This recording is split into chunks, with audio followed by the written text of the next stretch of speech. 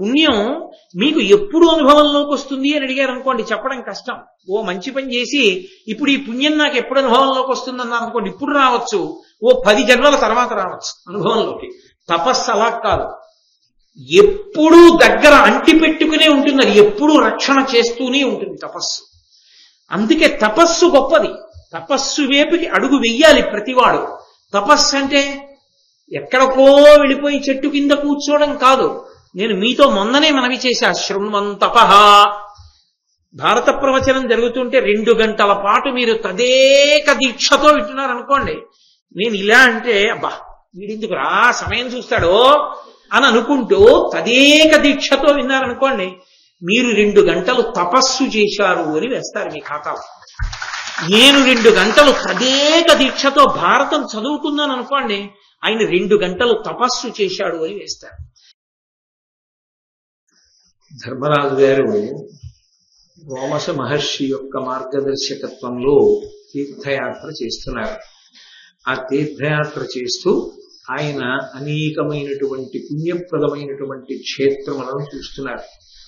ఈ క్షేత్రములకు, ఈ పర్వతములకు, ఈ నదులకు, తీర్థములకు ఇంత శక్తి ఎక్కడి నుంచి వచ్చింది అని మొట్టమొదటే ధర్మరాజు గారు అడిగితే, రోమశ మహర్షి నారద మహర్షి మాట్లాడుతూ చెప్పారు, పరమ ధర్మాత్ములైనటువంటి వారు ఎవరు ధర్మాన్ని ఆశ్రయించారో అటువంటి వారందరూ కూడా ఈ ప్రదేశముల యందు చాలా కాలము వసించినటువంటి కారణం చేత వారి యొక్క సంపర్కం వలన ఈ క్షేత్రములు, తీర్థములు ఇంత శక్తిని పొందాయి అని చెప్పారు. ఆయన ధర్మరాజు గారు ఆ పర్వత ప్రాంతంలో ఒక శిఖరాన్ని చేరినప్పుడు, నిన్న మహేంద్రగిరి పరశురాముడు, ఆ అకృతవ్రణుడు శిష్యుడు పరశురాముడు చతుర్దశి తిథి నాడు వచ్చి దర్శనమివ్వడం, ఈ విశేషాలు మీరు విన్నారు. తర్వాత ప్రభాస తీర్థానికి వెళ్ళినటువంటి సందర్భం, అక్కడ బలరామకృష్ణులు, సాత్యకి మొదలైన వారు కలవడం మీతో మనవి చేశాను. అది దాటిన తరువాత ఇక్కడే శవన మహర్షి కొన్ని వేల సంవత్సరముల పాటు తపస్సు చేసినటువంటి స్థలము అని చెప్పాడు రోమశ మహర్షి. కొన్ని వేల సంవత్సరములు తపస్సా, నాకు ఆ విషయం చెప్పవలసింది అని అడిగారు. అడిగితే శవన మహర్షి చెప్తున్నాడు, వీరాసనం వేసుకుని తపస్సు చేస్తూ ఉండిపోయాడు శవనుడు. వీరాసనము అంటే కుడికాలు కింద పెట్టి ఎడంకాలు పైకెత్తి కుడి మోకాలు మీదకి పెట్టుకుంటారు. దక్షిణామూర్తి కూర్చుంటారు అలా. కుడి పాదం స్పష్టంగా కనపడుతుంటుంది, ఎడమ పాదం కుడి పాదం పక్కన ఉండదు. ఎడమ పాదం కుడి మోకాలు నుంచి కిందకి వేలాడుతుంటుంది.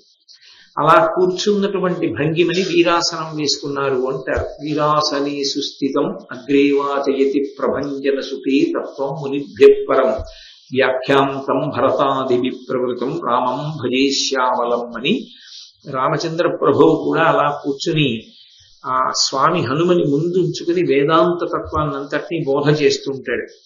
ఆ వీరాసనం వేసుకుని కొన్ని వేల సంవత్సరములు తపస్సులో ఉండిపోయాడు శవనుడు. శవన మహర్షి యొక్క తపస్సులో ఉన్నటువంటి గొప్పతనం ఏమిటంటే, ఆయన కన్నులు మూసి తపస్సు చెయ్యలేదు. ఆయన కనురెప్పలు అలా తెరిచి ఉన్నాయి. కన్నులు తెరిచి తపస్సు చేయడం చాలా కష్టం. శ్రీ విద్యా సంప్రదాయంలో ఒక లక్షణం ఉంది. కన్నులు తెరిచి బాహ్య ప్రపంచం వంక చూస్తూ బాహ్య ప్రపంచంతో సంబంధం తెంపేసుకుని లోపల మాత్రం అమ్మవారి యొక్క ఒక రూపాన్ని దర్శనం చేస్తూ ధ్యానం చేసేటటువంటి ప్రక్రియ ఉంటుంది. అది చాలా చాలా క్లేశకరం. ఎందుచేత అంటే ఆ స్థాయిని చేరుకోవడం ఎందుచేత కష్టము అంటే, ఇంద్రియములన్నిటికీ కూడా నాయకత్వం వహించేటటువంటి ఇంద్రియము నేత్రం, నయనం. ఈ కంటికి ఒక లక్షణం ఉంటుంది, ఇది లాగేస్తుంది. మిగిలిన ఇంద్రియాలన్నింటినీ ప్రధానంగా ఇదే లాగుతుంది. ఇది తెరిస్తే అలా చూస్తున్నప్పుడు వెంటనే లాగుతుంది. ఎటు లాగిందో అటు మిగిలిన ఇంద్రియాలు వెళ్ళిపోతాయి. అటువంటి కన్ను తెరిచి ఉండగా జగత్తుని చూస్తూ, తన కళ్ళ ముందు ఉన్న ప్రపంచాన్ని చూస్తూ, తాను మాత్రం అంతర్ముఖుడై బాహ్య ప్రపంచంతో సంబంధం లేకుండా ఆయన తపస్సు యందు మగ్నుడై ఉన్నాడు. అది వీరాసనం వేసుకుని కూర్చోడు. అసలు కనురెప్పలు అంతసేపు తెరిచి ఉంటాయా? ఉండవు. ఎందుకు ఉండవు అంటే, అది సాధారణమైనటువంటి విషయం. కన్ను వేడెక్కితే కనురెప్ప పడిపోతుంది కంటిని రక్షించడానికి. కానీ ఆయన ఇన్ని వేల సంవత్సరముల నుండి కనురెప్పల్ని పైకి ఎత్తి ఉంచాడరా. కళ్ళు తెరిచి ఉన్నాయి. కళ్ళు తెరిచి ఉండగా ఆయన చుట్టూ తీగలు పొదలు అల్లుకుపోయాయి. అది విచిత్రం. శవన మహర్షి యొక్క తపస్సు అంటే కేవలంగా ఒక వాక్యంగా చదివితే గోచరమయ్యేది కాదది.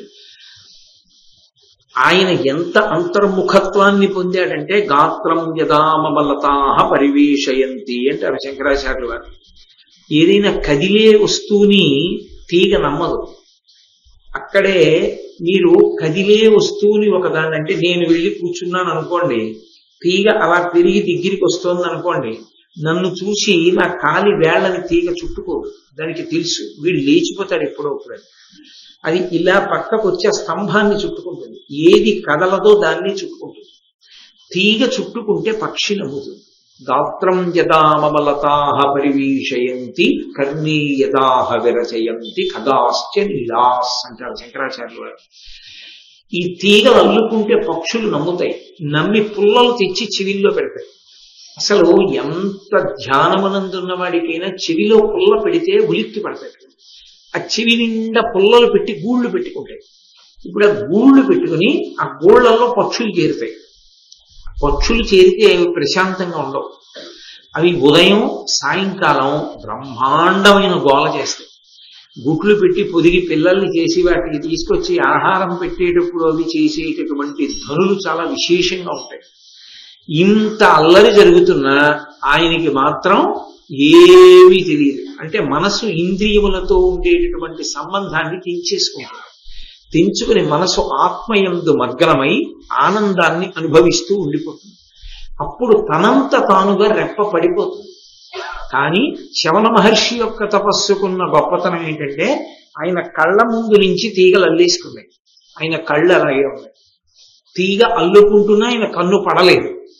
కంటికి ప్రత్యేకంగా మన ప్రయత్నంతో కన్ను పడాలి అనే సంబంధం లేదు. అది నిమిచక్రవర్తి కోరుకున్నటువంటి కోరిక, వరం. ఏదైనా వస్తువు దగ్గరకు వస్తోంది కంటి దగ్గరికి అంటే రెప్ప పడిపోతుంది. కంటిని రక్షించుకోవడానికి ఓ కనురెప్ప నువ్వు వెయ్యి అని మనం ప్రత్యేకమేం ఆజ్ఞ ఇవ్వక్కర్లేదు. అదొక రకమైన రిఫ్లెక్స్ యాక్షన్, అంటే అసంకల్పిత ప్రతీకార చర్య అని అలా ఉంటుంది ఆ కనురెప్ప యొక్క స్థితి. అటువంటి కనురెప్ప తీగ అల్లుకుంటూ కంటి ముందు నుంచి తిరుగుతున్నా ఆయన యొక్క రెప్ప పడలేదు, అలా తెరుచుకునే ఉంది. తెరుచుకుని ఉంటే సాధారణంగా తపస్సులో ఉండే లక్షణం ఏమిటంటే శరీరము శుష్కించిపోతుంది, తేజస్సు పెరిగిపోతుంది. ఆ పెరిగిపోయిన తేజస్సు రోమ కూపములలోంచి కూడా బయటికి కొడుతుంది. అంటే చెమట బయటికి వెళ్ళడానికి ఉన్నటువంటి చిన్ని చిన్ని కనపడని సూక్ష్మమైన రంధ్రముల నుండి కూడా ఆ తేజస్సు బయటికి కొడుతూ ఉంటుంది. అది శమన మహర్షి విషయంలో కళ్ళలోంచి తేజస్సు చాలా ప్రకాశవంతంగా వస్తోంది. ఆయన చుట్టూ పొద అల్లేసుకుంది, తీగలు అల్లేసుకున్నాయి. కాబట్టి ఎవరైనా పగటిపూట అలా వెళ్ళిపోతున్న వాళ్ళు దగ్గరగా వెళ్ళి చూస్తే అందులోంచి ఏదో చిన్న చిన్న టార్చ్ లైట్లు వెలుగుతున్నట్టుగా కాంతి వస్తూ ఉంటుంది. అలా గమనించకపోతే అదొక పెద్ద డొంక, అదో పెద్ద పొద అనుకుని వెళ్ళిపోతూ ఉంటారు. అందులోనే ఉన్నాడు ఆయన. ఆయన యందు మాంసం అంతా హరించుకుపోయి, ఎందుకంటే సప్తధాతువులలో ఆహార స్వీకారము లేకుండా ఆయన వాయువు చేత శరీరాన్ని నిలబెట్టాడు.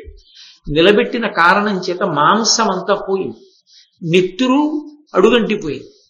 కేవలము ఎముకల మీద చర్మము కప్పబడింది. అటువంటి అస్థిపంజర స్వరూపాన్ని పొందాడు. ఎముకలు మీద చర్మం కప్పబడి ఉంది, చర్మం కప్పబడకుండా కనబడుతుంది అస్థిపంజరం. అటువంటి రూపాన్ని పొంది ఉన్నాడు. కానీ ఆ కాంతి కన్నులలోంచి పైకొస్తోంది. అటువంటి స్థితిలో ఆయన ఎక్కడైతే అంత గొప్పగా ధ్యానమగ్నుడై ఉన్నాడో ఒక సరోవరం దగ్గర, ఆ సరోవరంలో జలక్రీడలు సలపాలి అనేటటువంటి ఉద్దేశ్యంతో అక్కడ ఉన్నటువంటి ఉద్యానవనంలో అరణ్యంలో విహారం చెయ్యాలనేటటువంటి కోరికతో 4000 మంది రాణులతో కలిసి శర్యాతి అనబడేటటువంటి మహారాజు గారు వచ్చారు. ఆయనకి ఒక్కతే కూతురు, ఆమె పేరు సుకన్య. ఆ సుకన్య కూడా తల్లులతోటి తండ్రితోటి కలిసి అరణ్యానికి వచ్చింది. ఆమె మెరుపు తీగ వంటి శరీరము కలిగినది అన్నారు నన్నయ్య గారు. అంటే అంతటి అందగత్తె. ఆమె తన యొక్క చెలికత్తెలతో కలిసి క్రీడిస్తోంది, ఆడుకుంటారు. ఆ ఆడుకుంటున్నటువంటి ప్రక్రియలో ఏ కారణం చేతనో ఆమె చవన మహర్షి ఉన్నటువంటి పొద దగ్గరికి వెళ్ళింది. ఆ పొద దగ్గరికి వెళ్ళి ఆమె చూసింది. చూస్తే విద్యుల్లతాంగి భార్గవు ఉజ్జన్నయనములు మెరగిచునున్నను విలసత్ ఖద్యోతద్యుతులు ఒకో అని సద్య సంజాత బుద్ధి సంభ్రమయగుచున్. ఆమె ఆ పొద దగ్గరికి వెళ్ళి ఎందుకో వంగి చూసింది. చూస్తే విద్యుల్లతాంగి, ఆమె యొక్క శరీరం కూడా మెరుపు తీగలా ఉంటుంది. ఆమె ఒక మెరుపు కాంతి, పొదలోంచి వస్తున్నది ఒక కాంతి. కాంతిని ఆకర్షించింది. ఈమె చూసింది ఏమిటి, పొదలోంచి రెండింటిలోంచి రెండు వైపుల నుంచి కాంతి వస్తోంది, విచిత్రంగా ఉందే అనుకుంది. అవి ఏమిటవి? భార్గవు ఉజ్జన్నయనములు, తెరవబడినటువంటి కన్నులు భార్గవునివి, భృగు మహర్షి యొక్క కుమారుడైన శవనుడివి. మెరయుచున్నను, ఆ మెరుస్తున్న కళ్ళవంక చూసి విలస ఖద్యోచద్యుతులనుకొని ఆమె అనుకుంది. ఖ అంటే ఆకాశం, ద్యుతి అంటే మెరుపు. ఆకాశంలో మెరుస్తూ తిరిగేటటువంటి వాటిని మిణుగురులు అంటారు. మెరుగుడు పురుగులు అంటుంటారు కొంతమంది, మిణుగురులు అంటారు. అవి చీకట్లో మెరుస్తూ వెళ్తూ ఉంటాయి. ఆ మిణుగురు పురుగులు కొన్ని అక్కడ చేరాయి, వాటి కాంతి అది అనుకుంది ఆమె. అనుకుని సద్య సంజాత బుద్ధి సంభ్రమయగుచున్, అప్పటికప్పుడు పుట్టినటువంటి బుద్ధి చేత సంభ్రమాన్ని పొందింది. అంటే ఆమె విచారించి నిర్ణయం చేసుకోలేదు. అప్పటికొక బుద్ధి పుట్టింది, ఆమె సంభ్రమ చిత్తురాలైందంటే ఆశ్చర్యజనకమైనటువంటి బుద్ధి ఆమెని కప్పిసింది. ఆమె వెంటనే చెలికెత్తెల్ని పిలిచింది. ఇదెక్కడ విచిత్రం, పొదలోంచి కాంతులు వస్తున్నాయి, రెండు వైపుల నుంచి వస్తున్నాయి, ఈ పొద అంతా కూడా తవ్వేసేయండి. వెంటనే పక్కన పరిచారకులు ఉన్నారు, సేవకులు ఉన్నారు, వాళ్ళు వచ్చారు. ఆ తీగలు డొంక తీసేసి ఆ పొదంతా తవ్వేస్తున్నారు. చవన మహర్షి కన్నులు మూసేశాడు. ఆయన రెప్పలు మూసుకున్నాయి. రెప్పలు మూసుకుపోయిన కారణం చేత వెలుతురు ఆగిపోయింది. వెలుతురాగింది ఏమిటి? ఇప్పటిదాకా కనపడిన వెలుతురు. మళ్ళీ పొదంతా తవ్వారు, అక్కడ ఉన్నటువంటి ఆ డొంకంతా తవ్వారు. తవ్వితే అకస్మాత్తుగా అక్కడ ఏమీ కనపడడం ఆగిపోయింది. అక్కడ ఏమీ లేదు. అంటే దాన్ని బట్టి ఏమర్థం చేసుకోవాలి? చవన మహర్షి అంతర్ధానమయ్యాడు. ఆయన బహిర్ముఖుడై ఈమె యుక్తాయుక్త విచక్షణ లేకుండా అప్పటికప్పుడు సంభ్రమంతో కలిగినటువంటి బుద్ధి వలన ఇంతకాలం నుంచి తన తపస్సు చేసుకుంటున్నటువంటి ఆవాసంలో తనని బహిర్ముఖుణ్ణి చేయడమే కాకుండా ఆమె ఆ పట్టినటువంటి పుట్టనంతటినీ కూడా తవ్వించేసింది. ఆయన అందులోంచి అంతర్ధానమయ్యాడు. ఏమీ కనపడలేదు.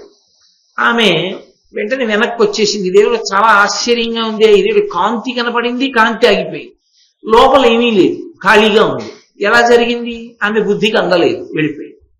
కానీ మహర్షి పట్ల అపచారం జరిగింది. ఈ అపచారానికి ఫలితం ఉండాలి. వెంటనే ఆయన శర్యాతి యొక్క సైన్యానికి అంతటికీ, శర్యాతి యొక్క భార్యలకి అందరికీ మూత్రపురీష బంధనం చేశాడు. మూత్రపురీష బంధనము అంటే అధోముఖంగా వెళ్ళిపోవలసినటువంటి జీర్ణమైన శేష ఘన పదార్థము వెళ్ళవలసిన దాన్ని, తీసుకున్నటువంటి నీటిలోని శేషము బయటికి వెళ్ళవలసినటువంటి మార్గాన్ని ఆయన నిర్బంధించాడు, ఆపేశాడు. మూత్రపురీషములు బయటికి వెళ్ళలేదు.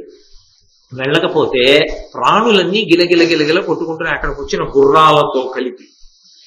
ఆయన శక్తి అటువంటిది. తపస్సు చేత ఆయన ఏవైనా చెయ్యగలడు. అది తపస్సు యొక్క గొప్పతనం. ఇది చెప్తున్నాడు ధర్మరాజు గారికి రోమశ మహర్షి. అంటే ఈ దేశానికి ఇంత గొప్ప పేరు రావడానికి కారణం ఏమిటంటే, ఈ దేశం యొక్క వైభవం అంతా దేనిలో దాగి ఉంది అంటే, మీరు ఈ ధర్మరాజు చేస్తున్న తీర్థయాత్రలో మీరు గమనించవలసింది, ఒకటి యజ్ఞము, రెండు తపస్సు.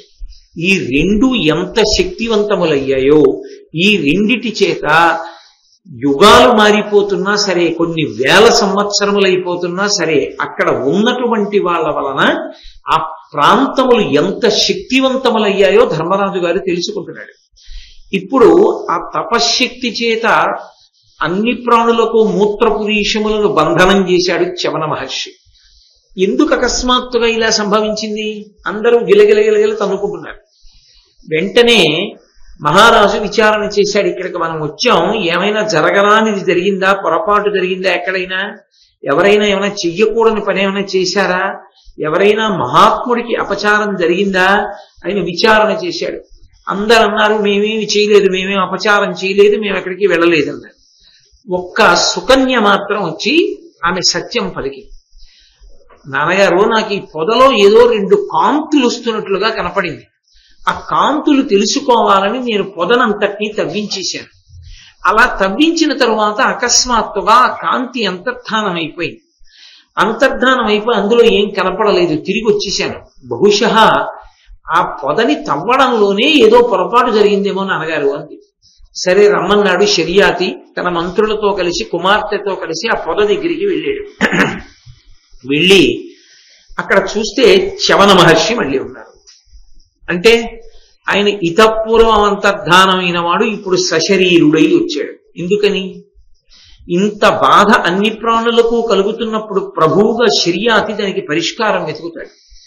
దానికి పరిష్కారం వెతికినప్పుడు తన పట్ల చేసిన అపచారమే దానికి కారణము అని తెలిసినప్పుడు తనని క్షమార్పణ అడగడానికి వస్తాడు. తనని క్షమార్పణ అడగడానికి వచ్చినప్పుడు తాను ఉన్నటువంటి స్థానాన్ని తవ్వడానికి కారణమైన వ్యక్తి ఎవరో ఆమెనే భార్యగా గ్రహించాలని చ్యవన మహర్షి నిర్ణయం చేసుకున్నాడు.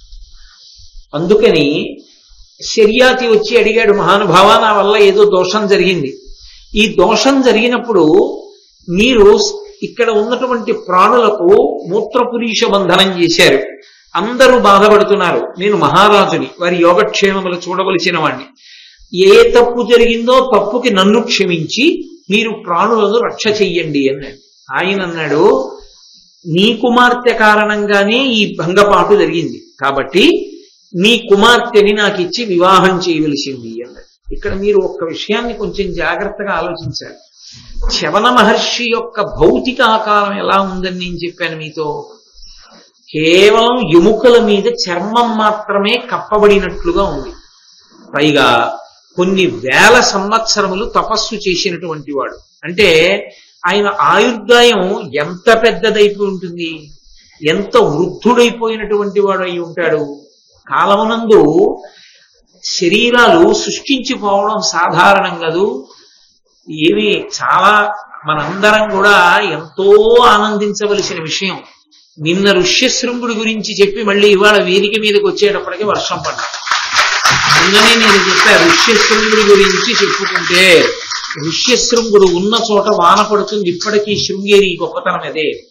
నిన్న ఋష్యశృంగుడి గురించి పూర్తి చేసి 24 గంటలు తిరగకుండా వేదిక మీదకి వచ్చేటప్పటికి మహాభారతం జరుగుతున్న చోట జల్లు పడింది. అంటే మహాభారతానికి దేవతలు ఎంత ప్రీతి చెందారు అనడానికి ఇదే కారణం. మహాపురుషులైనటువంటి వారు అందుకే వాటికి అంత విలువ ఇచ్చారు అంటే అదే కారణం. కాబట్టి నేను అలా చదవలేకపోతున్నానే అని బాధపడుతున్నాను యథార్థాన్ని. కాబట్టి మరి ఇప్పుడు చ్యవన మహర్షి ఆయనకి తెలీదా, ఇన్ని వేల సంవత్సరముల వయస్సున్నవాణ్ణి, ఇంత తపస్సు చేశాను, శరీరమా సృష్టించిపోయింది, ఆమె మెరుపు తీగలా ఉంది, నిండు యవ్వనంలో ఉంది, ఆమెని నేను వివాహం చేసుకోవడానికి ఇది ఆమెకి శిక్షయా లేక నేనిస్తున్న బహుమానమా? మహారాజుకి ఆలోచించుకోవడానికి సమయం లేదు. ఎందుకని మూత్రపురీష బంధనం అయిపోయింది. ఏదో ఒకటి తొందరగా నిర్ణయం చేయాలి. మహారాజుని ఒత్తిడికి గురి చేయట్లా. ఎంత తపస్సు చేస్తే మాత్రం చ్యవనుడు చేస్తున్నది దోషం కాదా? చ్యవనుడు నీ కుమార్తెనిచ్చి నాకు వివాహం చెయ్యమని అడిగితే చ్యవనుడు మహర్షి అని, ఆయన వృత్తాంతం మహాభారతంలో మనం చెప్పుకోవాలని, ఆయనకి మనం నమస్కారం చెయ్యొచ్చని ఎలా అనుకోవడం? మరి అలా ఎందుకు జరిగింది పురాణంలో? అది మనం ఇంత గొప్పగా మహాభారతాంతర్గతంగా దేవాలయ ప్రాంగణంలో చెప్పుకుని ఉరిసిపోయి పొగడవలసినంత మహాపురుషుడిగా చ్యవనుడు మనకి దర్శనమిస్తాడు. అప్పుడు ఈ కోరిక కోరితే, ఆమె కూడా ఒక ప్రాణి, యవ్వనంలో ఉంది, శారీరకమైన కోరికలు ఆమెకే ఉంటాయి. మహావృద్ధుడైన వాడితో సంసారానికి వెళితే ఆమె జీవితం ఏమవ్వాలి? మరి అటువంటి వాడు వివాహం ఎందుకో తెలియని వాడా? వివాహము సంతతి కొరకు, ధర్మ ప్రజాపత్యర్థం. ఆయన పరమవృద్ధుడు, ఆమె నిండు యవ్వనంలో ఉన్నది. ఆమె ఆయనకి ఎందుకు భార్య? కేవలము శుశ్రూష చేసి కందమూలాలు తెచ్చిపెట్టడానికైతే ఆవిడ అక్కర్లేదు. మరి ఆవిడ్ని భార్యగా స్వీకరిస్తున్నాడు అంటే అది ఆమె జీవితాంతం ఆమెకి వేస్తున్నటువంటి శిక్షే కదా. పరిస్థితులను అనుకూలంగా తీసుకుని కలిసి వచ్చింది కదా కాలమని తన తపశ్శక్తిని అడ్డుపెట్టి అటువంటి పిల్లని వివాహం చేసుకోవాలనుకున్నటువంటి చ్యవనుని యొక్క చర్య సమర్థనీయమేనా? మహాభారతంలో కాదు, దేవి భాగవతంలో కాదు, కించిత్ మార్పు కథాపరంగా ఉన్నది, చాలా తక్కువ పరంగా. ఇది సమర్థనీయమేనా ఈ కోణం? మీరు వేరొక కళ్ళజోడు పెట్టుకు చూడండి జాగ్రత్తగా. చ్యవనుడు మహాతపస్వి, అందులో సందేహం లేదు. ఆయన కావాలనుకుంటే అంతర్ధానం అయ్యాడు, కావాలంటే కళ్ళు మూసాడు. 1000 సంవత్సరములు వీరాసనం వేశాడు, కన్నులు ముయ్యకుండా తపస్సు చేశాడు. తన తపశ్శక్తి చేత సంకల్పమాత్రం చేత జీవుల యొక్క మూత్ర పురీషములను బంధించాడు.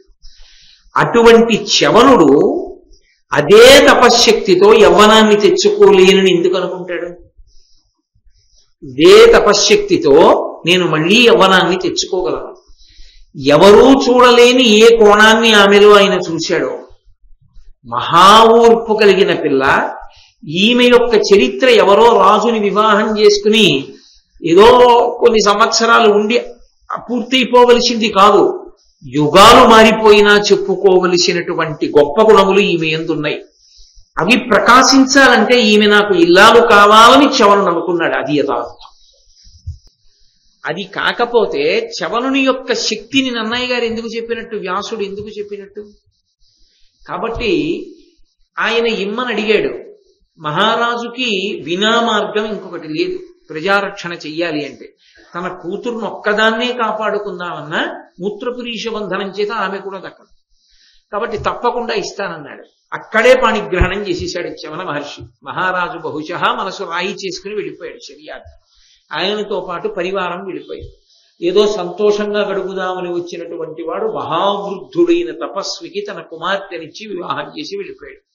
చ్యవనుడు మన ఆశ్రమానికి వెళ్ళిపోదాం రావన్నాడు. అది ఎక్కడ ఉంటుంది? అరణ్యంలో ఉంటుంది. ఆయన నడవగలడా? ఈమె చెయ్యి పట్టుకుని చిటికిని వేలు పట్టుకుని 7 అడుగులు వేయవలసిన పిల్ల మహావృద్ధుడైనటువంటి చ్యవనుణ్ణి పట్టుకుని ఏ ముత్తాతగారు అనుకోవలసిన వాణ్ణి భర్తని చెయ్యి పట్టుకుని అరణ్యంలోకి తీసుకెళ్లి ఆశ్రమంలోకి తీసుకెళ్ళి మనసా శుశ్రూష చేస్తోంది. మనసా అన్న మాటకు అర్థం ఏంటి? ఆమె చ్యవనుని ఎంతగా మనసులో ఆదరించింది, ఎంత ప్రేమించింది, ఎంత సంతోషించిందంటే, ప్రేమించింది అన్న మాటని మీరు ఇవాళ ఉన్నటువంటి పరిస్థితుల్లో లౌకికమైన కోణంలో చూడకూడదు. నేను చేసినటువంటి పదప్రయోగం యథార్థ కోణంలో చేశాను. ప్రేమించారు అన్న మాటకు అర్థం ఏమిటంటే ప్రతిఫలాపేక్ష లేకుండా అని అర్థం. ప్రేమ అన్న మాటకు అర్థం ఏంటంటే ప్రతిఫలమును ఆశించకుండా అవతల వారి యందు అనురక్తులవుతా. భర్త భార్యని ప్రేమిస్తాడు. ఆ భార్య ఏదో ఇవ్వాలని ప్రేమించడు. ఏమిటో ఇద్దరం పెద్దవాళ్ళం అవుతున్నాం, దీన్ని బ్రతుకెలాగో అని బెంగపెట్టుకుంటాడు. ఇద్దరూ బాగా పెద్దవాళ్ళు అయిపోతాయి అంతే తప్ప అందులో ప్రతిఫలం ఉండదు. ఏమిటో ఈయన పెద్దవారు అయిపోతున్నారు, పాపం ఆరోగ్యం పూర్వంలా ఉండట్లేదు అని బెంగ పెట్టుకుంటుంది తప్ప ఆయన వలన ఏమీ కోరుకోదు. తల్లిదండ్రులు బిడ్డల్ని ప్రేమిస్తారు. వీడు రేపొద్దున్న ఉద్యోగం వచ్చి పెద్దవాడు అయిన తర్వాత నాకు నెలకింతని ఇస్తాడని చెప్పి తల్లిదండ్రులు బిడ్డల్ని పెంచి పోషించరు. ఏమీ కోరకుండా వాళ్ళు బిడ్డలు కనుక పెంచి పోషిస్తారు. బిడ్డలు తల్లిదండ్రులను ఎందుకు ప్రేమిస్తారు? వాళ్ళు తల్లిదండ్రులు కనుక, అంతే తప్ప దానికి కారణాలు ఉండవు. కారణం లేకుండా అభిమానిస్తే దాన్ని ప్రేమ అంటారు. ఇది నాకే దక్కాలి అని కానీ, ఇది వేరొకరికి దక్కకూడదు అని కానీ అభిమానిస్తే దాన్ని ప్రేమించారన్నారు, కామించారంట. ఒక మాటకు ఒక మాట వాడితే కొన్ని కోట్ల మంది జీవితాలు తగలబడిపోతాయి. అదే జరిగింది వాళ్ళ సమాజంలో. కామించడాన్ని ప్రేమించడంగా మాట్లాడుతున్నారు. కామము వేరు, ప్రేమ వేరు. ప్రేమది పట్టాభిషేకం, పెద్దరికం. దాని యందు ఏ ప్రతిఫలాపేక్ష ఉండదు. ఆమె భర్తని ప్రేమించి, నా భర్త అయితే ఇక్కడ ఒక మాట తప్పకుండా చర్చకు వస్తుంది. ఆమె భార్యాస్థానములో ఉన్నప్పుడు ఆమెకి మాత్రం సంతాన అపేక్ష ఉండదా? ఆమె మాత్రం చవనునితో కలిసి సంతోషంగా గడపడము అన్న మాటకు అర్థం వృద్ధుడిగా కాకుండా యవ్వనంలో ఉండి ఉంటే బాగుండు అన్న మాట ఆమెకు ఉండదా? అయితే ఇక్కడ మీరు ఒక్క విషయం గమనించాలి. అలా తను గడిపడం అంటూ వస్తే చవనుడు యవ్వనంలోకి వచ్చి అంతే, తప్ప ఇంకొక మాట రాదు ఆవిడ మనసులో. అది ఆవిడ గొప్పతనం, అది పాతివ్రత్యం అంటే. ఆయన కాకుండా వేరొకడెవడైనా అంతటి అందగాడు యవ్వనంలో ఉన్నవాడు అని ఆమె వాక్యాన్ని పూర్తి చేయదు. ఈ చవనుడే యవ్వనంలోకి వెళ్ళి ఉంటే ఎంత బాగుండేదో అనుకుంటుంది. ఏమిటి దోషం? ఏమైనా దోషం ఉందా? అలా ఉండగలరా? అలా ఉండగలిగిన పరిణితి సుకన్య యందు మాత్రమే ఉన్నదని పసిగట్టిన వాడు చవనుడు. అందుకని ఇప్పటికీ చెప్పబడుతోంది ఆవిడ గొప్పతనం. ఇప్పుడు చవనుడు సుకన్యకు ఉపకారం చేశాడా, అపకారం చేశాడా? ఉపకారమే చేశాడు. లేకపోతే సుకన్య గుణాలు ఎందుకు కీర్తింపబడతాయి లోకంలో, ఎందుకు ప్రకాశిస్తాయి? కాబట్టి భార్యగా స్వీకరించాడు. ఆమె పాతివ్రత్యాన్ని గమనిస్తున్నాడు. తన తపస్సు ఎంత శక్తివంతమైనదో స్త్రీకి పాతివ్రత్యం అంతే శక్తివంతమైనది. ఇంత తపస్సుతో అవసరమైతే అంతర్ధానం కాగలిగిన వాడు యవ్వనంలోకి కూడా వెళ్ళలేడా? వెళ్ళగలడు. కానీ ఆయన సుకన్య యొక్క గుణములను ప్రకాశింపజేయడం ప్రధానంగా ఉన్నవాడు. ఆమె గొప్పతనాన్ని లోకానికి చాటి చెప్పాలి. ఆమె పాతివ్రత్య ప్రభావము తనని యవ్వనంలోకి తీసుకెళ్తుంది ఒకనాడు. దాని చేత ఇంత తపస్వి అయినటువంటి చవనుడు యవ్వనంలోకి వెళ్ళలేదు. తన పాతివ్రత్యము చేత ఆమె వృద్ధుణ్ణి యవ్వనంలోకి వచ్చేవాడిగా చేసుకుంది. అందుకుని ఆమె శాశ్వతరాలవుతుంది భారతీయ వాంగ్మయమునందు. ఒక స్త్రీ పాతివ్రత్య ధర్మాన్ని ప్రకాశింపచేస్తున్నాడు. ఆమె ఎంత గొప్పదో కాలచక్రాన్ని వెనక్కి తిప్పగలదు. వెళ్ళిపోయిన అవస్థ రాదింకా. బాల్యాదిశ్యపి జాగ్రత్తాదిషు తథా సర్వాస్వవస్థాస్యపి వ్యావృత్త స్వనువర్తమానమహమిత్యంత స్ఫురంతం సదా స్వాత్మానం ప్రకటీకరోతి భజతాం యో ముద్రయా భద్రయా తస్మై శ్రీ గురుమూర్తయే నమ ఇదం శ్రీ దక్షిణామూర్తయే అంటారు శంకర భగవత్పాదులు దక్షిణామూర్తి స్తోత్రంలో. అవస్థ వెళ్ళిపోతూ ఉంటుంది. బాల్యము వెళ్ళిపోయింది, యవ్వనము వెళ్ళిపోయింది. ఎవరైనా పిల్లలు క్రికెట్ ఆడుకుంటూ ఉంటే నేను అప్పుడప్పుడు నిలబడి చూస్తూ ఉంటాను. నేను చిన్నప్పుడు బాగా క్రికెట్ ఆడినవాడిని. నాకు వాళ్ళలా పరిగెత్తికెళ్ళి బాల్ వేయాలని కొట్టాలని అనిపిస్తూ ఉంటుంది. ఊరిని అసాధ్యం, ఇప్పుడు నువ్వు అలాంటి పనులు చేస్తే రేపు పొద్దున భారతం చెప్పడానికి నడుము ఊగిపోతుంది, ఎక్కలేదు, వీధికి ఎందుకు వచ్చిన గొడవ. కాబట్టి ఈ వయస్సులో అవన్నీ చేసే పనులు ఊరుకో. అంటే ఈ శరీరమునందున్న నేను ఆ అవస్థని దాటిపోయాను. ఇప్పుడు నాకు ఆ ఓపిక లేదని నేను తెలుసుకుంటున్నానా లేదా?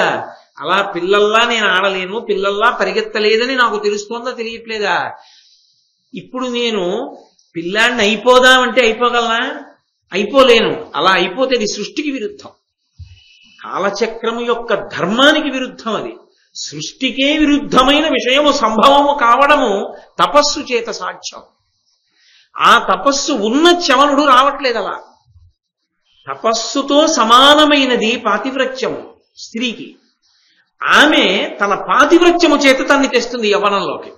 చవనుడు 1000 సంవత్సరములు వీరాసనం వేసుకుని తపస్సు చేసిన వాడని చెప్పడం కాదు. సుకన్య యొక్క మనసు ఎంత గొప్పదో, ప్రతికూల పరిస్థితుల యందు పాతివ్రత్యాన్ని అలా నిలబెట్టుకున్నదో. ఏదో ఒండొడుల మధ్య అనురాగం ఉండి చాలా కాలం ఒకరినొకరు అర్థం చేసుకుని దాంపత్య జీవనాన్ని గడిపి ఏదో కొంతకాలం అయిన తర్వాత ఏ కారణం చేతనో ఆయన నుండి ఆమె విడివిడి కొంతకాలం ఉండవలసి వస్తే ఏ ప్రలోభాలకి లొంగకుండా భర్త ఎందే మనసు కలిగినదై ఉండి తన పాతివ్రత్యమును నిరూపించుకున్నటువంటి ఘట్టములు కలిగినటువంటి ఐతిహ్యములు ఎన్నో ఉన్నాయి. అది వేరు. అసలు పెళ్లి చేసుకుంటూనే అప్పజెప్పేసి వెళ్ళిపోయాడంతే షరియాతి. ఆడుకుందామని వెళ్ళిన పిల్ల కొన్ని 1000 సంవత్సరాల వృద్ధుడికి భార్య అయిపోయింది. ఎంత చెదిరిపోవాలి ఆవిడ మనసు. ఎవరు లేరు పంచుకోవడానికి, మాట్లాడడానికి ఎవరు లేరు. ఆమె అంత శుశ్రూష చేసి మనసులో భర్తృస్థానమునందు ఆయనని తప్ప వేరొకరిని ప్రతిష్ఠించలేదు. ఇది ప్రకాశించాలి ఎక్కడో. ఇది తెలియాలి లోకానికి. ఇది లోకానికి తెలియడానికి ఆమె పాతివ్రత్యమే పంట పండిస్తుంది ఎక్కడ. కాబట్టి ఒకానొక నాడు అశ్వినీ దేవతలు వచ్చారు. వాళ్ళు నకుల సహదేవులు వాళ్ళ అంశలో వచ్చిన వాళ్ళు. దేవతలందరిలోనూ చాలా అందగాళ్ళు అని చెప్పబడేటటువంటి వాళ్ళు అశ్విని దేవతలే. వాళ్ళు దేవ వైద్యులు. వాళ్ళు దేవతలకి వైద్యం చేస్తూ ఉంటారు. దేవతలకి కూడా రోగాలు ఉంటాయా అండి, దేవతలకు కూడా వైద్యం చేయవలసి ఉంటుందా అండి అంటే కొన్ని పదవులు ప్రత్యేకించి గౌరవార్హతగా అలా అట్టే పెట్టబడి ఉంటాయి. రాష్ట్రపతికి ఈయన ఫిజీషియన్ గా ఉన్నారండి అంటారు. ఆయనకి ఎప్పుడూ ఆ ఫిజీషియన్ తో అవసరం రాకపోయినా రాష్ట్రపతికి ఒక ఫిజీషియన్, ఒక డాక్టర్ గా ఉన్నారు ఆయన.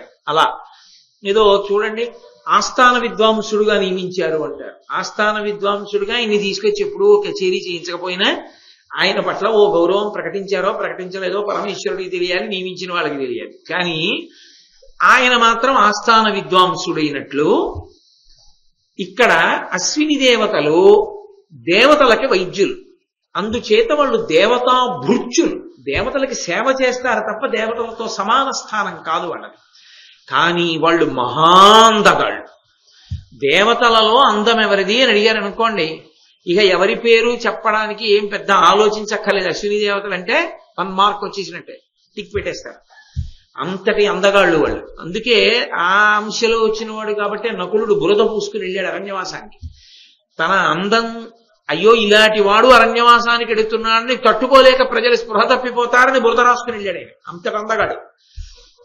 అటువంటి అశ్విని దేవతలు కనపడ్డారు. కనపడితే సహజంగా మనసు అనేటటువంటిది ఏమిటి ప్రతిపాదన చెయ్యాలి? అరే నేను ఇంత అందగత్తని, అలాంటి వాడు అన్నాడు. నేను పూర్తి చేస్తే సుకన్యా పాతివ్రత్యానికి నేను ప్రసంగించడానికి అనర్హుణ్ణి అయిపోతాను. అందుకని నేను పూర్తి చెయ్యట్లా. సుకన్య మనసుతో మాట్లాడుతున్నాను కాబట్టి. ఆమె మనసులో ఆ ఆలోచన రాలేదు. వాళ్ళెవరో యవ్వనంలో ఉన్నవాళ్ళు, చాలా అందంగా ఉన్నవాళ్ళు. అలా నా భర్త కూడా ఉంటే ఎంత బాగుండు అంతే. కానీ వాళ్ళు బాగున్నారు, వాళ్ళు ఎంత అందంగా ఉన్నారో నాకు అలాంటి భర్త అనలేదు. నా భర్త అలా ఉంటే యవ్వనంలో ఉంటే ఆమెకు అందగాడే, ఇప్పుడు అందగాడే. అందుకని ఆమెకి భర్తృస్థానం చవనుడితోటే, అవస్థ మారాలంతే. అది ఆమె పాతివ్రత్యం. ఇందుకు అందగాళ్లలో అందగాడు వచ్చాడు. అశ్విని దేవతలు రావడానికి కారణం అది. వాళ్ళు వచ్చి ఆమె ఎదురుగుండా నిలబడి అలా వెళ్ళిపోతున్నట్టుగా వెళ్ళిపోతూ దగ్గరికి వచ్చి పలకరించారు. ఇది సామీప్యం, సాన్నిహిత్యం. ఇది మరీ ప్రమాదకరం. ఎందుకంటే ఆ మనిషి యొక్క పతనము కూడకూడని వాటితో కూడినప్పుడు, అంతకన్నా నేను అండం బాగుండదు. కూడినప్పుడు పాడైపోయేది ఎందున అంటే మొట్టమొదట ఎక్కడ మొదలవుతుంది అంటే దర్శనం, చూడడం. చూసిన తర్వాత మనసులో గుర్తుందో పునర్దర్శనం కోసం అపేక్షించడం దగ్గరికి వెళుతుంది. ఇంకోసారి చూడడానికి అవకాశాన్ని వెతుకుతుంది మనసు. అక్కడతో ఆపాలి. అలా మాట వినలేదనుకోండి, నీకు కనపడింది కామాక్షి అని చెప్పాలి. లేదనుకోండి, అది మళ్ళీ ఇంకోసారి చూడడానికి అవకాశం అడుగుతుంది. అడిగి ఊరుకోదు, సన్నిహితం అవ్వాలని కోరుతుంది, మాట్లాడదా ఉంటుంది. సంభాషణం. చిట్ట చివరికి ఏమవుతుంది అని చెప్పారంటే బ్రహ్మచర్యము నశిస్తుంది అని చెప్పారు. కాబట్టి వాళ్ళు మాట్లాడుతున్నారంటే ప్రమాదం ఇంకో మెట్టు పైకి వెళ్ళింది. వాళ్ళన్నారు, పోనీ మాట్లాడింది ఏమమ్మా, ఎంత అదృష్టవంతురాలివమ్మా, ఎంతటి మహాపతివ్రతమమ్మా అని అహల్య పాదాల మీద రాముడు పడ్డట్టు వాళ్ళేం పడలేదు. వాళ్ళన్నారు, మెరుపుతీగ వంటి శరీరము కలదానా, అది ఆమెకి ఇంకోలా గుచ్చుకోవాలి మనసులో. ఎవరి కోసం అనిపించాలి ఆవిడికి. మెరుపుతీగ వంటి శరీరం ఉన్నదానా, నువ్వు ఎవరి కూతురివి, ఇంతటి ఘోరారణ్యంలో ఎందుకు తిరుగుతున్నావు, నీ భర్త ఎవరు, మాకు చెప్పవలసింది అని అడిగాడు. ఆమె అంది, నా భర్త చవనుడు, నేను శర్యాతి కుమార్తెని అంది. వాళ్ళు మాట్లాడలేదు వెంటనే. అది నన్నయ్య గారి రచన ప్రౌఢి. వాళ్ళు వెంటనే జవాబు చెప్పలేదు. ఇద్దరు పక పక పక పక నవ్వారు. అంటే పిచ్చిదానా, ఇంత అమాయకపు నిర్ణయం ఎలా చేసుకున్నావని కానీ, ఇలా ఎలా మోసపోయావని కానీ భావన వచ్చేట్టు. అంటే అప్పటి వరకు బాగున్న వాళ్ళు ఓ వెర్రి నవ్వుకో ఓ వెర్రి మాటకో మనసు మారుతుంది, ఒక్కలా మారిపోవచ్చు. ఎంత నేను తెలియక అమాయకత్వంతో ఆడపిల్లని పుట్ట తవ్విస్తే మాత్రం ఇంత పెద్ద కోరిక కోరాలా ఈయన అని కూడా అనుకోవచ్చు సుకన్య. వాళ్ళన్నారు, ఎంత వృద్ధుడమ్మా చవనుడు, ఆయన దొరికాడా నీకు భర్తగా? ఎలా చేసుకున్నావు? పోన్లే, చేసుకుంటే చేసుకున్నావు. ఇప్పటికైనా నువ్వు కోరుకుంటే నవయవ్వనంలో ఉన్న వరుడు నీకు దొరికేటట్టుగా నిన్ను మేము అనుగ్రహిస్తాం, మేము అశ్విని దేవతలు అన్నాడు. ఇక్కడ 2 కోణాలు ఉన్నాయి. ఒకటి, ఆమె విని అధిక్షేపించి వెళ్ళిపోవడం, విని లొంగడం. రెండిటిలో ఏదైనా ఆవిడ ఎన్నుకోవచ్చు ఆమె మనస్థితిని బట్టి. ఆమె వెంటనే ఆ అశ్విని దేవతలతో జవాబు చెప్పింది. ఆవిడంది, చవనునందు నాకు సంతత ప్రీతి అయ్యుండా ఇట్లు పలుకుటుచితమగునే అని నిజేశ్వరునకు అప్పుడ వారల పలుకులెరుగ చెప్పే పంకజాక్షి. ఇది సుకన్య యొక్క గొప్పతనం. ఇది ప్రకాశింపచేస్తున్నాడు చవన మహర్షి. నా మనసు ఎప్పుడూ ప్రీతితో ఉండేది ఒక్క చవనుని యందే. అంటే మీకేమైనా ఓపిక ఉంటే ఆయన్ని చెయ్యండి, యవనంలో ఉండేవాడిగా. తప్ప మీరు వరం ఇస్తానన్నారు కదా అని యవనంలో ఉన్న ఇంకొకడిని వరుడిగా స్వీకరించేటటువంటి తప్పు ఆలోచనతో కూడుకున్న దానిని నేను కాను. ఒక్కటే జవాబు చెప్పి వెళ్ళిపోయింది. వెళ్ళిపోయి ఆమె చవన మహర్షి దగ్గరికి వెళ్ళింది. ఆయన త్రికాలవేది, అన్నీ తెలుసుకోవాలి, ఏమీ తెలియని వాళ్ళ కూర్చున్నాడు. వెళ్ళి ఆయనతోనే చెప్పింది, ఇలా కనపడ్డారు, నీకు నవయవ్వనంలో ఉన్న వరుణ్ణి చూస్తామన్నారు, నా మనస్సు సంతతము చవన మహర్షి ఎందే ఉంటుందని నేను చెప్పాను అన్నది. ఆయన అన్నాడు, వారలు ఎలా చెప్పారో అలా చెయ్యి వెళ్ళి. అంటే ఈ సంభాషణ మీరు భారతం చదివితే, నేను భారతం చదివితే కొంచెం జాగ్రత్తగా పరికించకపోతే, వాళ్ళు ఎవరినో వరుడిగా ఇస్తానన్నారు కదా, వాడిని స్వీకరించి వాడితో కూడు అని చెప్పాడు అని అర్థం అవుతుంది. అలా చెప్తే చవనుడు ఎందుకు అవుతాడు, మహర్షి ఎందుకు అవుతాడు, తపస్వి ఎందుకు అవుతాడు, సుకన్యని చేపట్టిన వాడు ఎందుకు అవుతాడు? అది కాదు దాని అర్థం. వాళ్ళు ఏం చెప్పారో అది చెయ్యి. అంటే నీ మనసులో ఏముంది? నాయందు ప్రీతి ఉంది, భర్తృస్థానంలో నేనే ఉంటాను, నాకు తెలుసు. నీ పాతివ్రత్యం నాకు తెలుసు. కాబట్టి నవయవ్వనంలో ఉన్న వరుడితో కూడడం నన్ను నవయవ్వనంలో ఉన్నవాడిగా చేసుకో నీ పాతివ్రత్యంతో, వాళ్ళ అనుగ్రహంతో. ఆమెకి అలాగే అర్థం అవుతుంది. ఎందుకని ఇంకోలా అర్థం అవడానికి అది లేకి మనసు కాదు. కాబట్టి ఇప్పుడు ఆవిడ మళ్ళీ అశ్విని దేవతల దగ్గరికి వెళ్ళింది. నేను నా భర్త యందు మాత్రమే మనసు ప్రీతితో ఉంటుంది అన్నాను కదా, మీరు నవయవ్వనంతో వరుణ్ణి ఇస్తానన్నారు కదా, అంటే ఏమిటి దాని అర్థం? అప్పుడు నవయవ్వనంతో వరుణ్ణి ఇస్తానన్నారు, నా మనసు చవనుని యందే ఉంది అంటే నవయవ్వనంతో చవనుణ్ణి ఇవ్వండి నాకు వరుడిగా కదా, దాని అర్థం ఇవ్వండి అన్నారు. వాళ్ళ ఆవిడ యొక్క పాతివ్రత్యానికి తెల్లబోయారు. ఒక అంతిమ పరీక్ష పెట్టారు. చవన మహర్షిని రమ్మని ముగ్గురు కలిసి అక్కడ ఉన్నటువంటి సరోవరంలో దిగి స్నానం చేసి పైకొచ్చారు. ముగ్గురు నిండు యవ్వనంలో ఉన్నటువంటి స్థితిని పొందారు చవనుడిలాగా.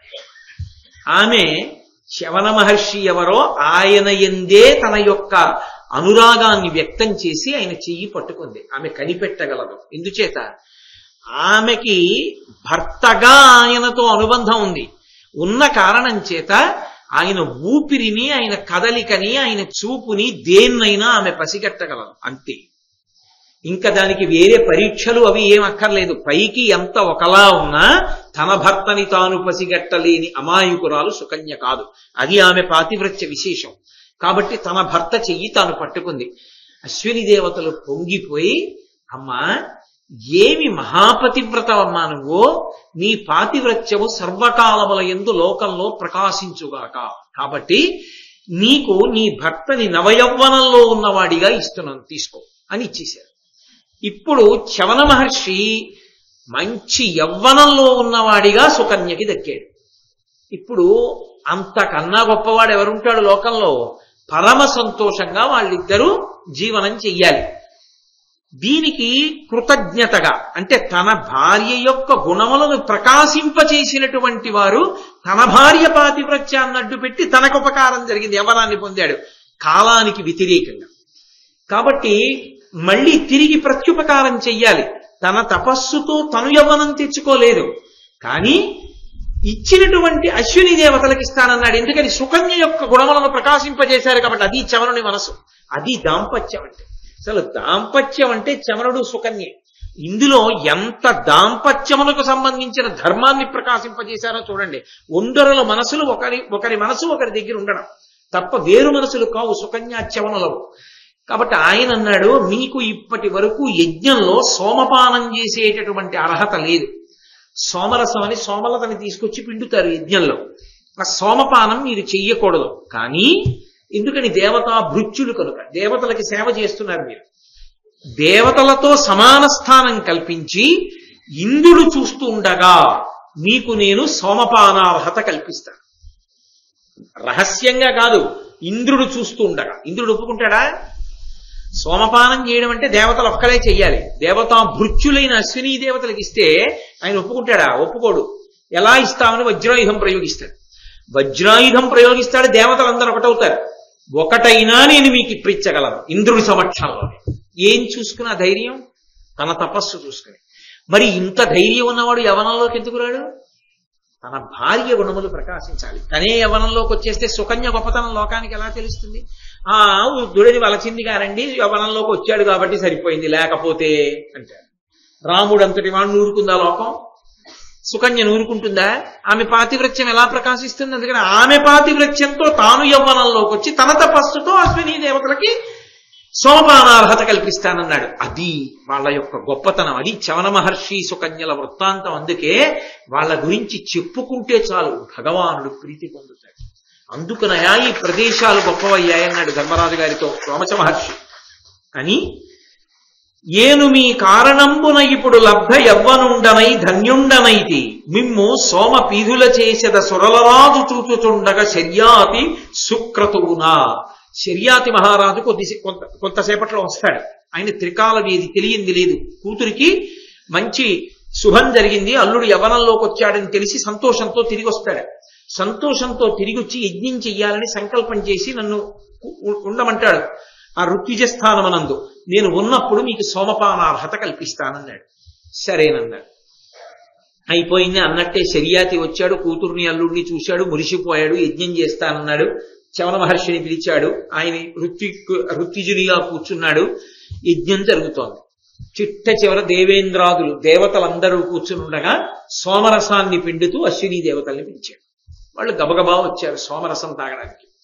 వెంటనే ఇంద్రుడు లేచి అన్నాడు, వారు మా భృత్యులు, దేవవైద్యులు, వారికి కూడా మాతో సమానంగా సోమపానార్హత కల్పించేవేమిటి? అలా కుదరదు.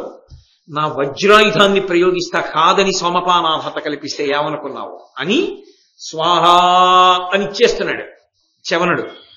వెంటనే తన వజ్రాయుధంతో చేతిని నరికేస్తానని వజ్రం పట్టుకుని పైకెత్తాడు చెయ్యి. చవన మహర్షి ఒక్కసారి చూసి హోంకరించారు. వజ్రంతో కూడుకున్న ఇంద్రుని యొక్క చెయ్యి అలాగే స్తంభించిపోయింది, కదలలేదు. అలా ఉండిపోయాడు అంతే. ఇంద్రుడు బొమ్మలా ఉండిపోయాడు. అది ఆయన తపస్సు. తపశ్శక్తి ఎటువంటిదో చూపిస్తున్నాడు రోమశ మహర్షి ధర్మరాజుకి. అటువంటి మహానుభావులు తిరిగిన ప్రదేశంలో తిరగడం, స్నానం చేయడం, ధ్యానం చేయడం ఎంత శక్తినిస్తాయో చెప్తున్నాడు. ఈ శక్తి రేపు కురుక్షేత్రంలో కాపాడుతుంది, విజయానికి కారణం అవుతుంది. కాబట్టి స్తంభీభూతుడయ్యాడు ఇప్పుడు ఆ దేవేంద్రుడు.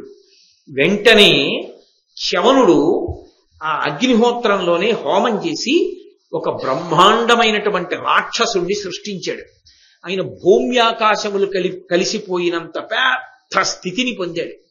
పుడుతూనే ఆయనే పేరు పెట్టుకున్నాడు మధుడు అని. మధుడు అన్న పేరుతో ఆయన వెళ్లి దేవేంద్రుడి మీద పడిపోతున్నాడు. దేవేంద్రుడికి పారిపోవడానికి కూడా లేదు, స్తంభీభూతుడైపోయాడు. చవన మహర్షి వంక చూసి నాది పొరపాటు అయిపోయింది, ఇంకెప్పుడూ నేను నీ నిర్ణయాలలో జోక్యం చేసుకోను. నా ఎదురుగుండానే దేవతల సమక్షంలోనే అశ్విని దేవతలకి నువ్వు సోమరసాన్ని తాగించు. ఇకపైన కూడా యజ్ఞాల్లో అశ్విని దేవతలకి సోమపానార్హతకి నేను అంగీకరిస్తున్నాను, నన్ను రక్షించు, ఈ మధుడొచ్చి మీద పడిపోతున్నాడు అన్నాడు. వెంటనే చవన మహర్షి ఆ మధుణ్ణి వెనక్కి పిలిచాడు. వెనక్కి పిలిచి, ఒరే నాయనా, నువ్వు ఇంద్రుణ్ణి సంహరించాలనే నిన్ను నేను సృజించాను, కానీ ఇప్పుడు ఇంద్రుణ్ణి చంపద్దు. ఎందుకంటే ఆయన క్షమార్పణ అడిగాడు, రక్ష అడిగాడు. కాబట్టి నా చేత రక్షింపబడుతున్నాడు. నీకు 4 స్థానాలు ఇస్తాను. నువ్వు రాక్షసుడివి, నీకు హింస చేయడం ఇష్టం, బాధ పెట్టడం ఇష్టం. నీ దృష్టి ఎవరి మీద పడుతుందో వాళ్ళు పతనం అయిపోతారు. కాబట్టి 4 స్థానాలు ఇస్తున్నాను, ఆ 4 స్థానాలలో నువ్వు ప్రవేశించి ఉండు. ఆ 4 స్థానాల జోలికి ఎవరు పెడతారో వాళ్ళందరూ కూడా పతనం అయిపోతారు. కాబట్టి నీ రాక్షసాంశ చెల్లుబాటు అవుతుంది వాళ్ళ మీద. నేను వరం ఇస్తున్నాను కాబట్టి ఆ 4 స్థానముల యందు మధుడవైన నీవు ఉండవచ్చుగాక. ఏ 4 స్థానములు నాకు చెప్పమని అడిగాడు. మొట్టమొదటిది కళ్ళు. కళ్ళు యందు ప్రవేశించు. కళ్ళు తాగినవాడు సర్వభ్రష్టుడైపోతాడు. కాబట్టి కళ్ళు తీసుకో, కళ్ళు అనబడేటటువంటి స్థానంలో ఉండు. 2 స్త్రీల యందు ఉండు. 3 వేట, తమకంతో.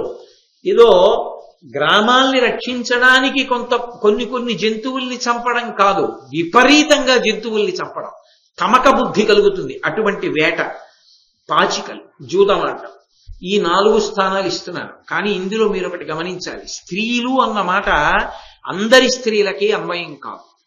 కులకాంతలు ఉంటారు, అంటే పరమ గౌరవనీయమైనటువంటి గృహిణులు, వాళ్ళు లక్ష్మీ స్వరూపిణి. గృహలక్ష్మి, గృహే ప్రతి ఇంట్లో ఇల్లాలు కూడా లక్ష్మీ స్వరూపిణి. సాక్షాత్ కామాక్షి పరదేవతా స్వరూపిణి ఆమెకి అన్వయమవదు మధుని యొక్క స్థానం. అలా అన్వయమైతే మొదట భ్రష్టుడయ్యేవాడు భర్త కాదు. భర్తకి పురుషార్థం కలుగుతోంది, ఆమె వలన కొడుకు పుడుతున్నాడు, తన శరీర పతనానంతరం కూడా గైలో శ్రాద్ధం పెడుతున్నాడు. స్త్రీలు అన్న మాటని సామాన్యంగా చెప్పేసి అందరికీ అన్వయం అవుతుంది అని మీరు అనుకోకూడదు. స్త్రీలు అన్న మాట ఎవరికి అన్వయం అవుతుందంటే విలాసినులు, గాడి తప్పి స్వేచ్ఛావిహరిణులై పురుషుల్ని వశం చేసుకోవాలనేటటువంటి నిరంతర ప్రయత్నంతో ఉండేటటువంటి కామినులైనటువంటి వారు ఎవరుంటారో అటువంటి వారి యందు మధుడుంటాడు తప్ప ఇల్లాలు అయినటువంటి వారు, గృహిణి అయినటువంటిది, భర్తకి భార్యగా ఒక ఇల్లు చక్కపెట్టుకుంటున్నటువంటి స్త్రీకి ఈ మాట అన్వయము కాదు. కాబట్టి ఆ విషయం మీరు స్పష్టంగా అర్థం చేసుకోవలసి ఉంటుంది తప్ప వాళ్ళని కించపరిచి శాస్త్రం ఎన్నడూ మాట్లాడదు. కాబట్టి ఈ 4 స్థానాలు నీకు ఇచ్చాను, ఈ 4 స్థానముల యందు నువ్వు ఉండవచ్చు అన్నాడు. మధుడు ఈ 4 స్థానాల్లోకి ప్రవేశించాడు. అప్పటి నుంచి ఈ 4 స్థానాలు కూడా సర్వనాశనానికి కారణమై ఉంటాయి. అందుకే సాధారణంగా ఏ ఒక స్థానంలోకి వెళ్ళినా మిగిలిన 3 స్థానాల్లోకి జారిపోతాడు. ఎందుకంటే మధుడు ఆక్రమించేస్తాడు. అందుకే 4 విషయంలోనూ పరమ జాగ్రత్తతో ఉండాలి. నిషిద్ధ కర్మగా తెలుసుకుని భంజనం చెయ్యాలి. అంటే అసలు ఎట్టి పరిస్థితులలో స్పర్శ కూడా కుదరదు. ఇందుచేత అంటారేమో, నేను ఆడనండి, ఎప్పుడైనా ఎవరైనా ఇంటికి అతిథులు వస్తే ఆడుకుంటారని తెచ్చి ఏవో కొన్ని అట్టముక్కలను ఇంట్లో పెట్టారనుకోండి, తండ్రి తాత సంపాదించిన ఆస్తిని మనవడాడి నాశనం చేసేయచ్చు. ఇంట్లో మహాభారతం పుస్తకాలు ఉన్నాయనుకోండి, ఇవాళ కాకపోతే రేపు చదువుతాడు. ఒకవేళ మనం చదవకపోతే కొడుకు చదువుతాడు, కొడుకు చదవకపోతే మనవడు చదువుతాడు.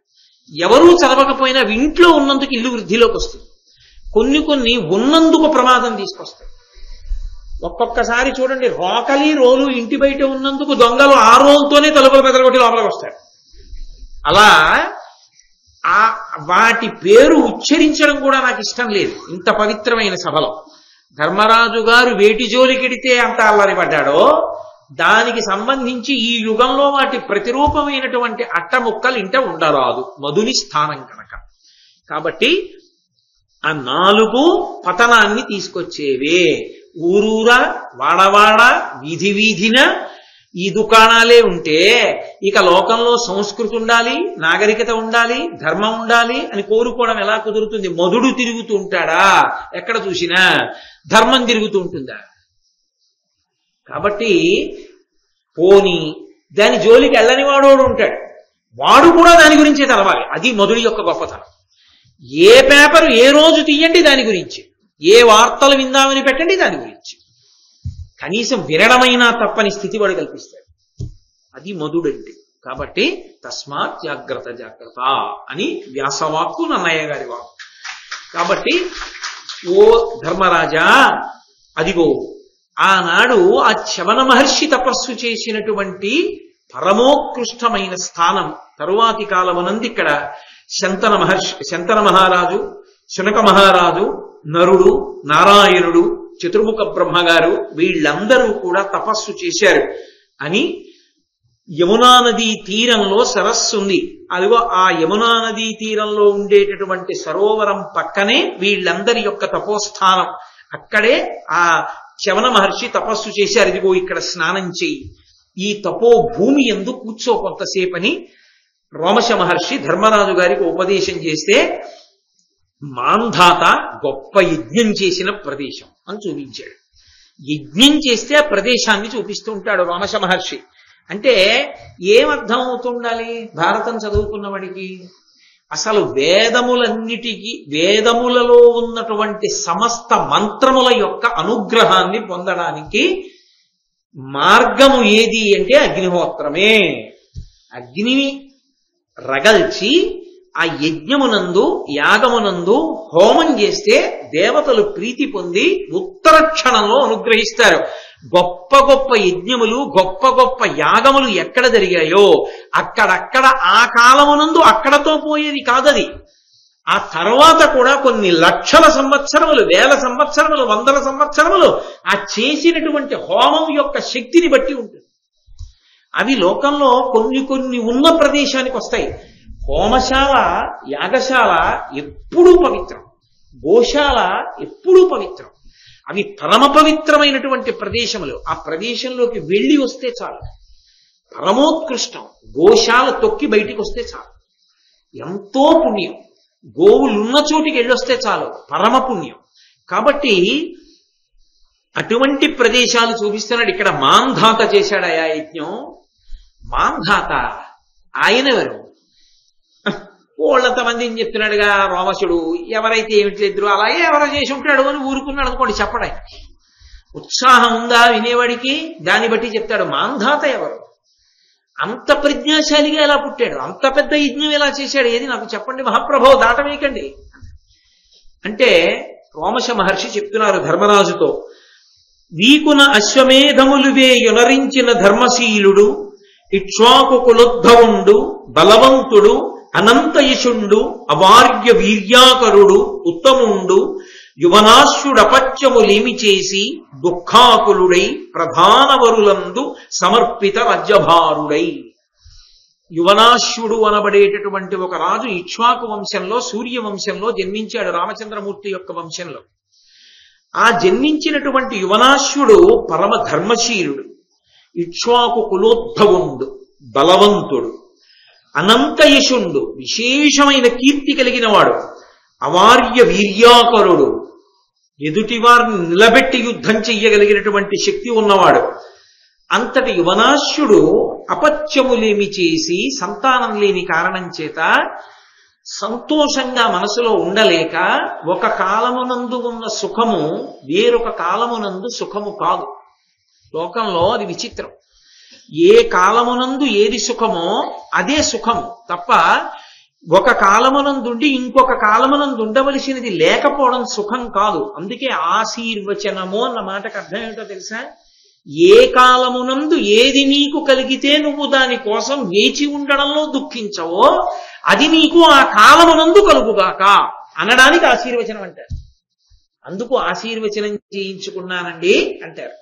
విప్రుల దగ్గర ఆశీర్వచనం అభ్యున్నతి హేతువు విప్రుల ఆశీస్సు అని చెప్పడానికి కారణం అదే మహాభారతంలో. ఆశీస్సు పుచ్చుకుంటే ఏమవుతుంది అంటే ఏ కాలమునందు ఏది పొందాలో అది పొందుతాడు, లేకపోతే ఆలస్యంగా వస్తే దుఃఖ కారణమై తర్వాత సుఖం అవుతుంది. పెళ్లి కావలసిన వయసులో పెళ్ళవకుండా ఆలస్యంగా పెళ్ళయిందనుకోండి, కొంతకాలం ఏడుస్తాడు, అయ్యో నాకు పెళ్ళవలేదని. పెళ్ళయిన తరువాత పిల్లలు కలగలేదనుకోండి ఏడుస్తాడు. అందుకే తెలిసి తెలియని మాటలు మాట్లాడకూడదు. పెళ్ళంతా అయిపోతుంది, దంపతులు వచ్చి పెద్దల దగ్గర నమస్కారం చేస్తుంటే వచ్చే ఏడాదికి నువ్వు పండంటి పిల్లాన్ని నెట్టుకోవాలి అంటే పక్కనే ఉంటుందో నాలిముచ్చు, అక్కర్లేని మాటలు మాట్లాడేది. అప్పుడే ఎందుకులే వాళ్ళు 2-3 ఏళ్ళు సంతోషంగా ఉండని అంటుంది. అంటే వచ్చే ఏడాది పండంటి బిడ్డని ఎత్తుకుంటే దుఃఖం ఆవిడికి. మనసు చిక్కుమంటుంది అక్షతలేసిన వాడు, కర్మ పోనిద్దు అంటే. ఆ 3 ఏళ్ల తర్వాత ఏమిటో సంతానం కలగట్లేదండి, ఇక్కడికి వెళ్ళమంటారు, ఈ క్షేత్రం చూస్తే ఎవడనన్నాడు నిన్న మాట ఆశీర్వచనం చేసినప్పుడు? ఆశీర్వచనం చేసినప్పుడు నీ సొంత పాండిత్యం లేకుండా నోరు మూసుకుని ఊరుకుంటే బాగుండేదిగా. ఏ కాలమునందు ఏది ఉండాలో అది సుఖం, అది లేకపోవడమే దుఃఖం. ఇన్ని ఉన్నాయి, సంతానం లేదు, అది ఆ పద్యానికి అర్థం. ఇన్ని ఉన్నవాడు ఏడుస్తున్నాడయా, ఎందుకు ఏడుస్తున్నాడు? సంతానం లేదు, ఉండవలసిన వయసులో లేదు. తర్వాత పుడితే ఏమో ఇప్పుడు లేరు, అప్పుడు పుడతారని విన్నాం మనం. ఏడిచాడు. అందుకు అనపత్యములేమి చేసి దుఃఖాకులుడై, చాలా దుఃఖాన్ని పొంది, ప్రధానవరులందు సమర్పిత రాజ్యభారుడై, ప్రధానమైన వారు నమ్మకస్తులైన మంత్రుల దగ్గర రాజ్యాన్నంతటినీ అప్పజెప్పేసి ఆ యువనాశ్వుడు భృగు మహర్షిని ఆశ్రయించాడు. భృగు మహర్షి ఉండేటటువంటి ఆశ్రమ ప్రాంగణానికి వెళ్ళిపోయాడు. హిమవత్ పర్వత ప్రాంతమనందు ఉన్నాడు భృగు. అక్కడికి వెళ్ళి ఆ భృగువును ఆశ్రయించి ఆయన శుశ్రూష చేస్తున్నాడు. ఎందుకని? తాను ఏది పొందలేకపోతున్నాడో, అలా పొందలేకపోవడానికి, దుఃఖంగా ఉండడానికి కారణమైన పాపం ఏదున్నదో గుర్తించి ఆ పాపము పోవడానికి ఏది చేస్తే పోతుందో తెలుసుకుని తమ దివ్య జ్ఞానము చేత ఆ మంత్రములను ఉటంకిస్తూ ఆ ప్రత్యేకమైన క్రతువు చేయించి దాని వలన దేవతలను ప్రీతులను చేసి, ప్రీతి చెందిన దేవతలు ఏ పాపం చేస్తే సంతానం కలగట్లేదో ఆ పాపాన్ని తీసేస్తే దాని వలన సంతానం పొంది యువనాశ్వరుడు సంతోషించేటట్టుగా చెయ్యగలిగిన ప్రజ్ఞాశాలి భృగువు కనుక. ఒక డాక్టర్ గారి దగ్గరికి వెడతాం, అయ్యా కడుపు నొప్పిగా ఉందని. డాక్టర్ గారు ఏం చేస్తాడు? కడుపు నొప్పి తీసేయరైనా కడుపు నొప్పికి కారణమైనటువంటి క్రిములు లోపలికి ఏవైలాయో గుర్తించి ఆ గుర్తింపబడిన క్రిములు మీకు ఇవి ఉన్నాయా అని రాసివ్వడం. ఇవి ఉన్నాయని రాసిస్తే డాక్టర్ గారు ఎందుకు? నీ కడుపులోకి వెళ్ళినటువంటి క్రిములు ఏవో, ఆ క్రిములకు ఏ మోతాదులో ఎన్ని రోజులు ఏ మందు వాడితే అవి చచ్చిపోయి సంతోషంగా ఉంటాడో ఆ మందు వాడికిచ్చి 3 పూట్ల 3 బిళ్ళలు వేసుకోవయా, 3 రోజుల తర్వాత కడుపు నొప్పి పోతుంది, ఈలోగా మళ్ళీ ఏవో రోడ్డు పక్క బండి దగ్గరికి వెళ్ళి తినేకు అని చెప్తాడు కాదు. చెబితే అప్పుడు వాడికి కడుపు నొప్పి తగ్గుతుంది. అలా సంతానం కలగకుండా ఉండడానికి ఏదో పాపం అడ్డొచ్చింది, దానివల్ల దుఃఖం వచ్చింది. ఇప్పుడు ఆ పాపం పోవాలి. పాపాన్ని తీసేవాడు పరమేశ్వరుడు. ఆ పరమేశ్వరుడు ప్రీతి చెందడానికి అగ్నిముఖంగా హవిస్సు ఇవ్వాలి. అందుకని అగ్ని కార్యం అవసరం. యజ్ఞమే అంత శక్తివంతమైంది, అది కారణం. యజ్ఞము తపస్సు ధర్మము మార్చి మార్చి చెప్తున్నాడు రామచ మహర్షి. అందుకే ఈ దేశపు శక్తి ఏమిటో చెప్తున్నాడు. అందుకే ఈ మాటలు ఈ కథలు మీకు ఇంకో చోట కనపడవు. 3 రోజుల ముందు పెళ్లి, వారం రోజుల తర్వాత విడాకులు కథలే ఉంటాయి పశ్చిమ దేశాలన్నీ. వాళ్ళేం చూపిస్తారు? ధర్మ మార్గం చూపిస్తే ఈ దేశం చూపించాడు. కాబట్టి ఆయన అందుకని వెళ్ళి భృగువుని పట్టుకున్నాడు. ఇప్పుడు భృగువు ప్రీతి చెందాలంటే ఏమంటే నా రాజ్యంలో సగం మీకు ఇస్తానంటే ఆయన అదలబో అంటాడు. ఆయన ప్రీతి చెందాలంటే ఒక్క కారణానికే ప్రీతి చెందుతాడు, శుశ్రూష చేత ప్రీతి చెందుతాడు. గురువుగారు దేనికి ప్రీతి చెందుతారు? శిష్యుడి ప్రేమ చూసి, ప్రేమతో చేసిన సేవ వలన. గురువుగారు పడుకుంటే నిద్ర పట్టే వరకు కాళ్ళు ఎత్తాడు. గురువుగారు పడుకుంటే దోమలు కొట్టకుండా విసినికర్ర పెట్టి విసిరాడు. గురువుగారు స్నానానికి ఎడుతుంటే పంచి పట్టుకుని వెనకాతల వెళ్ళాడు. గురువుగారు స్నానం చేసి బయటకు వస్తే పంచి తీసుకుని పిలిచాడు. ఆ శుశ్రూషకి పొంగిపోతాడు గురువు. కాబట్టి భృగువుని సేవించాడు. ఒక రోజున భృగు అన్నాడు, నీకు పిల్లలు లేరు, ఏడుస్తున్నావు, నీకు పిల్లలు కలగాలంటే పుత్రకామేష్టి చెయ్యాలి, పుత్రకామేష్టి చేస్తాను అని ఆయన పుత్రకామేష్టి చేశాడు. తాను ఎక్కడ ఉన్నాడో అక్కడే చేశాడంటే మీ ఊరు వచ్చి చేస్తానండి, ఇక్కడైతే అక్కడైతే మా వాళ్ళందరూ భోజనాలకు వస్తారండి, అలాంటి పిచ్చి మాటలు ఉండవు. గురువుది నిర్ణయం, ఇక్కడ చేస్తాను అన్నాడు. తప్పకుండా కావలసింది గురువు గారి నిర్ణయాన్ని అనుసరించి తన కోరిక తీరడం. అలాగే పుత్రకామేష్టి యాగాన్ని చేశాడు. చేసినప్పుడు ఆయన ఏం చేశాడంటే, ఈయనకి కొడుకు కలగడానికి దేవతలందరి యొక్క అనుగ్రహాన్ని కూడా జలములలోకి లాగాడు మంత్రముల చేత. అందుకే నీటికి తజ్జలాన్ అని పేరు. తత్ అంటే పరమేశ్వరుడు, పరబ్రహ్మము, అది అని నపుంసకవాచకంలో వాడతారు. తత్ అంటే అది. ఆడా మగా నపుంసకమా, స్త్రీ పురుష నపుంసకమూర్తియును కాక, తిర్యక్కమరనాది మూర్తియును కాక, కర్మ గుణభేద సరసత్ ప్రకాశి కాక, వెనుక నందియుతానగు విభుతలంతు. అది అంతే.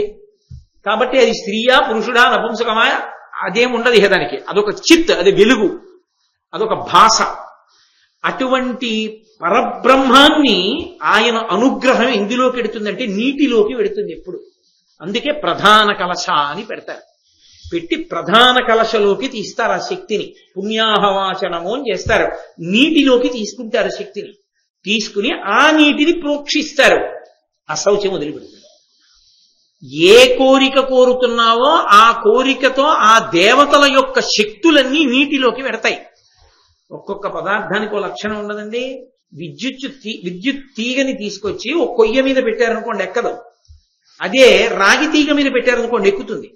ఈశ్వరానుగ్రహం మంత్రానికి నీటిలోకి ప్రవేశిస్తుంది. అది లెక్క. అలా ఎలా అండి అంటే కరెంటు తీగ కొయ్యలోకి ఎందుకు ఎక్కలా? ఇది అంతే. ఇక్కడ కూడా మంత్రశక్తి చేత ఆ శబ్దం స్వరంతో పలికితే దేవతలు వస్తారు. వాళ్ళ అనుగ్రహాన్ని ఆ జలముల యందు ఉంచుతారు. ఆ జలములు ఈ శక్తిని అంతటినీ పొందే. ఇప్పుడు ఆయన ఉద్దేశ్యం ఏంటంటే ఈ మంత్రపూరితమైనటువంటి కలశాన్ని యువనాశ్యుని యొక్క భార్యకిచ్చి అమ్మా నువ్వు తాగమ్మా అనాలి. అంటే ఈయన కోరిక తీరుతుంది. ఈయన తేజస్సు ఋతుస్నాత అయిన భార్య యందు ప్రవేశించి ఆమె గర్భాన్ని ధరిస్తుంది. ప్రతిబంధకమైనటువంటి దోషం పోతుంది. అందుకని ఆయన కలశలోకి ఆ మంత్రశక్తితో కూడుకున్నటువంటి స్థితితో ఏర్పాటు చేసి పూర్తయిపోయింది యాగం. ఇక మరునాడు ఇద్దామని ఆ కలశ తీసుకెళ్లి జాగ్రత్తగా భద్రం చేసి శిష్యుల్ని పిలిచి ఒరే రాత్రంతా ఈ కలశ జాగ్రత్తగా కాపాడండి రా అక్కడ పెట్టి ఆయన వెళ్ళిపోయాడు.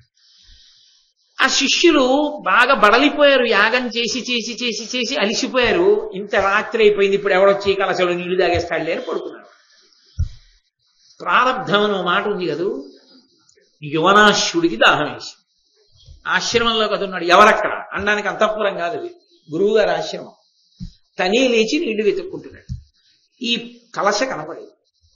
తీసి చూశాడు. చక్కటి నీళ్లున్నాయి లోపల. ఎత్తి గడగడ గడగడ గడగడ తాగేశాడు. తాగి అక్కడ పెట్టాడు. మర్నాడు భృగు వచ్చాడు. యువనాశ్యుడి భార్యని పిలిచి ఇద్దామని. నీళ్లు లేవు. ఇందులో నీళ్లు ఏమయ్యాయన్నాడు. యువనాశ్యుడు వచ్చి అన్నాడు రాత్రి దాహం వేస్తే నేనే తాగాను.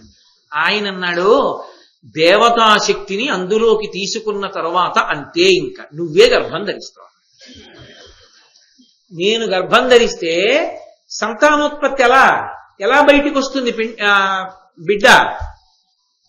నీ శరీరమునకు ఆ అమరిక లేదు కనుక నీ శరీరాన్ని చీల్చేస్తుంది బయటికి వచ్చేటప్పుడు. నువ్వు మరణిస్తావు తప్పదు. ఒకసారి దేవతానుగ్రహాన్ని తీసేసుకున్నాను అందులోకి, కాబట్టి నీ కడుపులోనే పెరుగుతాడు వాడంతే. ఇప్పుడు నీకున అశ్వమేధముల వేయనురుంచిన ధర్మశీలుడైనటువంటి ఆ యువనాశ్యుడికి ఆ మంత్రపూరితమైనటువంటి కలశలో ఉన్నటువంటి నీరు తాగిన కారణం చేత గర్భం ధరించాడు. గర్భం ధరించి 100 సంవత్సరములు పిల్లవాడు లోపలే ఉండిపోయాడు. వాడు ఎంత పెరిగాడో చూడండి. 100 ఏళ్లు ఆ యువనాశ్యుడి కడుపులో ఉండి ఒక రోజున ఎడం పక్కన ఉన్నటువంటి శరీరాన్ని చీల్చుకుని పైకొచ్చాడు. పైకొచ్చి కింద పడ్డాడు. కింద పడితే వాడికి పాలిచ్చేవాళ్ళు ఎవరు?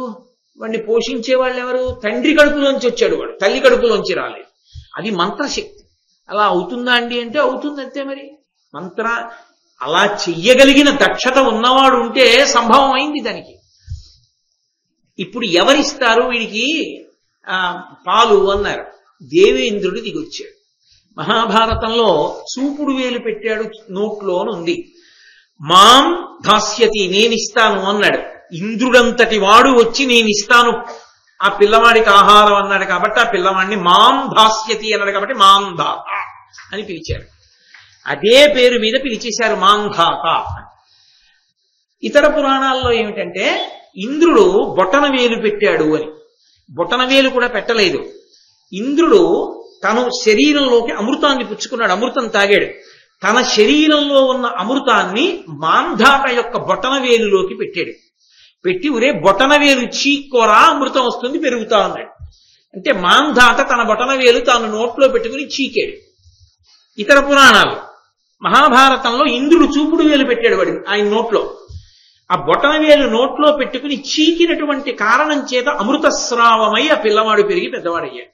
అప్పుడు మిగిలిన వాళ్ళందరూ చూసి అన్నారు వాడి బొటన వేలు నోట్లో పెట్టుకు చీకితే అమృతస్రావమైంది, మా బిడ్డలకి ఏమి రక్ష అన్నాడు.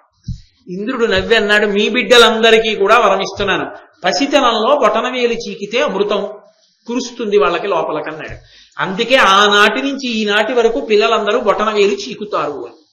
అలా చీకని వాడు ఒక్కడే ఉన్నాడు కృష్ణ పరమాత్మ. ఆయన ఏం చేశాడు, ఆయన అందరూ చేతి బొటన వేలు చీకితే కాలి బొటన వేలు చీకాడు. కరారవిందేన పదారవిందం ముఖారవిందే వినివేశయంతం వటస్య పత్రస్య పుటేశయానం బాలం ముకుందం మనసా స్మరామి అంటాడు లీలాశకుడు కృష్ణ కర్ణామృతంలో. ఆయన మార్కండేయ మహర్షి ప్రళయకాలంలో వచ్చి ఆయన ఆయుర్దాయం అటువంటిది. ఈ ప్రళయం అంతా అయిపోయిన తర్వాత ఎవరు ఉంటారు నేను చూడాలనుకుంటున్నాను అన్నాడు.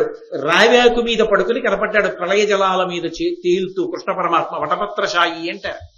ఆ వటపత్రశాయి కరారవిందేన పదారవిందం, పద్మం లాంటి చేత్తో పద్మం లాంటి కాలట్టుకుని ముఖారవిందే వినివేశయంతం, కాలి బొటన వేలు నోట్లో పెట్టుకుని చీకుతూ పడుకుని ఉన్నాడు. ఇదేమయ్యా అమృత స్రావం అవ్వాలంటే అందరూ చేతి బొటన వేలు కదా పెట్టుకుంటారు పసితనంలో, నువ్వు కాలి బొటన వేలు పెట్టుకున్నావు ఎందుకు అన్నారు. ఇంద్రుడంటే తను తాగిన అమృతం పిల్లల బొటన వేలులో రావాలన్నాడు, కానీ నాది అమృతం అప్పు విష్ణు సహస్రంలో లేదు, శరీరం అంతా అమృతం నాది, కాబట్టి చేతి వేలైతేనే కాలి వేలైతేనే అండర్లా నేను ఎందుకు వద్దు కాలి బొటన వేలు ఎట్టుకున్నాను అన్నాడు వటపత్రశాయి. కాబట్టి అందుకని లీలాకృష్ణుడు కరారవిందేన పదారవిందం ముఖారవిందే వినివేశయంతం వటస్య పత్రస్య పుటేశయానం బాలం ముకుందం మనసా స్మరామి అన్నాడు.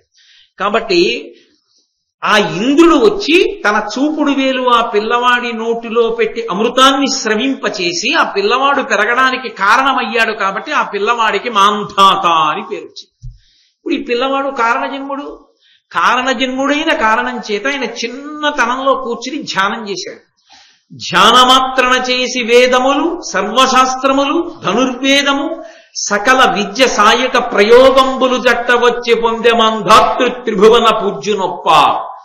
ఆయన ధ్యానం చేసినంత మాత్రం చేత దేవతల అనుగ్రహంతో వేదములు సర్వశాస్త్రములు ధనుర్వేదము సకల దివ్యమైనటువంటి మంత్రములు ప్రయోగ ఉపసంహారములతో వచ్చి ఆయన మేధస్సు యందు ప్రచోదనాన్ని పొందే అన్నీ తెలుసుకున్నవాడయ్యాడు. అటువంటి మాంధాత రాజ్యం చేస్తున్న కాలంలో ఒకప్పుడు క్షామం వచ్చింది, వర్షం పడలేదు. వర్షం కురిపించడానికి అధికారం ఉన్నవాడు దేవేంద్రుడు.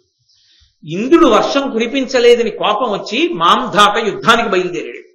భూమికి అనావృష్టి అయిన కడు నల్గి పురుహూతుతోడ భీమ సంగ్రామంబు చేసి తన దివ్య పృథు సాయకముల సామజావలినేయునట్లు మేఘ సంచయముల వేసి భూమికి కురిగించే వర్షములు సస్యములు వృద్ధి పొందా. నల్లని ఏనుగుల గుంపుల మీద రాజులు ఎలా బాణాలు వేసి యుద్ధంలో వాటిని పడగొడతారో అలా దేవేంద్రుడి మీద యుద్ధం చేసి దేవేంద్రుణ్ణి ఓడించి ఆయన అధీనంలో ఉన్నటువంటి మేఘముల మీద బాణాలు వేసి బలవంతంగా తీసుకొచ్చి కురిపించి వర్షాలు కురిపించి పంటలు పండేట్టు చేసినటువంటి మహానుభావుడు మాంధాత. ఇంద్రుణ్ణి గెలిచి మేఘాలను తీసుకొచ్చాడు. అంతటి వైభవోపేతమైనటువంటి జీవితం ఉన్నవాడయా మాంధాత అంటే. ఆ మాంధాత ఇదిగో ఈ యమునా నదీ తీరంలో ఇక్కడే అద్భుతమైనటువంటి యాగం చేశాడు. ఆ మాంధాత పట్టుకున్నటువంటి విల్లుకి ప్రత్యేకంగా అజగవము అని పేరు. ఆయన యజ్ఞం చేసిన ప్రదేశం ఇదిగో ఈ తటంలో ఈ సరోవరంలో స్నానం చేయి ధర్మరాజా, ఇంత పవిత్ర ప్రదేశాలు ఇవి, ఇక్కడ స్నానం చేస్తే నీకు విశేషమైనటువంటి తేజస్సు కలుగుతుంది, దాని వలన వృద్ధిలోకి వస్తావని ధర్మరాజు గారితో స్నానం చేయించి ఇక్కడే సోమకుడు 100 పిల్లలను పొందాలనేటటువంటి కోరికతో ఒకప్పుడు గొప్ప యజ్ఞం చేశాడయా. ఆ యజ్ఞం అందరూ కూడా తెలుసుకుని ధర్మ వివక్షను నేర్చుకోవలసినటువంటిది అన్నాడు రోమశ మహర్షి. అబ్బా పోన్లేదురు ఎన్ని చెప్తారు అనలేదు ధర్మరాజు గారు. సోమకుడా 100 పిల్లల కోసం యజ్ఞం చేశాడా, అందులో ధర్మ వివక్ష తెలుసుకోవాలా, ఏది ఏది ఏది చెప్పండి ఒక్కసారి, ఇక్కడే నా యజ్ఞం చేసింది ఒక్కసారి చెప్పండి అదేమిటో అన్నాడు. అంటే ఆయన చెప్పడం ప్రారంభం చేశాడు. సోమకుడును రాజర్షి మహామఖమనరించే జంతుడును ఒక్క సుతున్ భూమీష పడసే అతని భామలు 100 కొడుకు పరమ ప్రీతిన్. ఒకానొకప్పుడు సోమకుడు అనబడేటటువంటి రాజర్షి ఉండేవాడు. ఆయనకి 100 భార్యలు, ఒక్కడే కొడుకు. ఆ ఒక్క కొడుక్కి జంతుడు అని పేరు. జంతుడు అని పేరు కలిగినటువంటి ఆ ఒక్క కొడుకు 100 భార్యలు. కానీ ఆ 100 కూడా ఈ కొడుకు తమ కొడుకే అని అత్యంత ప్రేమతో పెంచుతుండేవారు. ఇక కంటిని రెప్ప అని పోల్చడం కూడా కష్టం. అంత జాగ్రత్తగా 100 మంది రాణులు రాజు కలిసి వాడిని అల్లారముద్దుగా పెంచుతున్నారు. పెంచుతుంటే వాళ్ళకి గొప్పేమో కానీ చీమకు గొప్ప కాదు కదండి. అది ఎక్కడి నుంచి వస్తుంది? అది నూరుగురు అన్నంత అల్లార ముద్దుగా పెంచుతుంటే ఒక రోజున ఒక ఎర్ర చీమ ఎక్కడి నుంచో వచ్చి వాడి తొడ మీద ఎక్కి కుట్టింది. చీమ కుడుతుంది కనుక చీమ కరిచింది కాదు, చీమ కుట్టింది. కరిచింది అన్నమాట వేరు, కుట్టింది అన్నమాట వేరు. కుట్టడం ఎక్కడో కరవడం ఎక్కడో తెలిసి చెప్పలేదు. ఇప్పుడు మళ్ళీ కుట్టడం కరవడం ఇవన్నీ ఎందుకు కానీ. కాబట్టి చీమ కుట్టింది వాడు ఏడిచాడు. ఏమిటి ఏడుస్తున్నాడని 100 మంది వచ్చి చూశారు. 200 కళ్ళేసుకుని తొడ మీద చీమ కనపడి దాన్ని వెంటనే తీసి చంపేసి 100 గుండెలు బాదుకుని ఏడిచారు పిల్లాడితో కలిపి. రాజు గబగబా వచ్చి ఏమైంది, ఎందుకు ఏడుస్తున్నారు 100 అన్నాడు.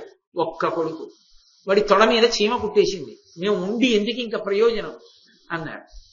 రాజు వెంటనే తెల్లబోయి ఇదేమిట్రా, వీళ్ళు 100 ఉండి ఒక్క కొడుక్కి తొడ మీద చీమ కుట్టిందని ఏడిచారు, ఇలాంటి కొడుకు ఒక్కడే ఉంటే ఎవరికి తెలుసురా జీవన్మరణములో రేపు ఏమైనా జరగరానిది జరిగితే వీళ్ళందరూ ఏమైపోతారనుకుని గబగబా సభలోకి వెళ్ళాడు. ఆయనకో విచిత్రమైన ఆలోచన వచ్చి ఆయన సభ తీర్చాడు. పురోహితులందరినీ పిలిచాడు, బ్రాహ్మణుల్ని పిలిచి ఆయన ఒక ప్రశ్న వేశాడు. నాకు 100 భార్యలు, ఒక్కడే కొడుకు, వాడి తొడ మీద చీమ కుట్టింది, 100 ఏడిచారు. ఒక్కడే కొడుకు ఉండడం కన్నా ఎక్కువ మంది కొడుకులుంటే మంచిదా? నా 100 భార్యలకి ఒక్కొక్క కొడుకు చొప్పున 100 కొడుకులు పుట్టే అవకాశం ఏమైనా ఉందా చెప్పండి అన్నాడు. అంటే ఒక పురోహితుడు లేచాడు. అందులో లేచి, ధరణినాథ, నీ భార్య శతంబునందు బరగ 100 పుత్రుల బడయ నీకు అభిమతంబేని తగు తగదనక నీవు కడగి మా చేయ బంచిన క్రతువు చేయువు. నీ 100 భార్యల యందు ఒక్కొక్క భార్య యందు ఒక్కొక్కడి చప్పున 100 కొడుకులు కలగాలని నిజంగా నువ్వు అనుకుంటే నేను నీకు ఏం చెప్పానో అది అయ్య బాబోయ్ అలా చేయడమాండి అనో, చెయ్యొచ్చా అండి అనో, ఇంకోళ్ళని అడుగుతానో అనకుండా నేను చెప్పింది చెప్పినట్టు చేసేయగలవా? చేసేస్తే పుడతారు, చేసేస్తాను అన్నాడు రాజు. చీమ కుడితేనే ఏడుస్తున్నారు, 100 కుడితే గొడవ వదిలిపోతుంది కదా, అందుకని చేసేస్తాను.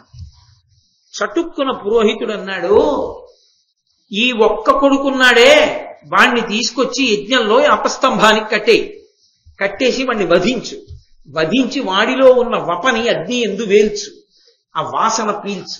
ఈ కొడుకు మళ్ళీ పుడతాడు, వాడితో పాటు ఇంకో 99 మంది పుడతారు.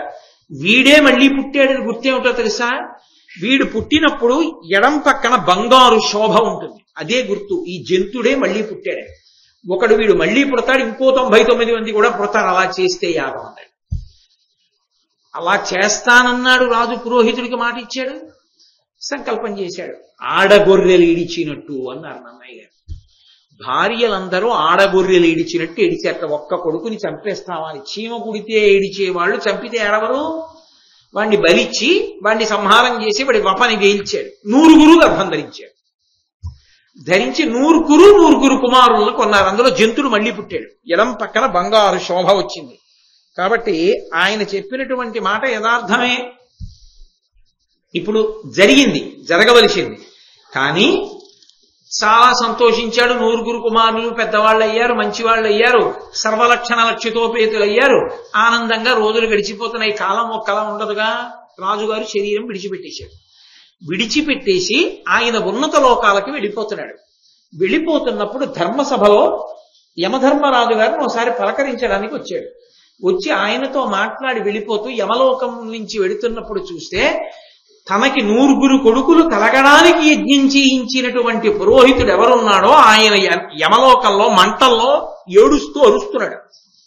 రాజును చూసి, మహారాజా, అపారమైన తపశ్శక్తి ఉన్నవాడివి, నువ్వు నన్ను దయచేసి ఉద్ధరించు. నీకు యాగం చేయడం వల్లే ఇక్కడ బారేశారు నన్ను అగ్నిహోత్రంలో.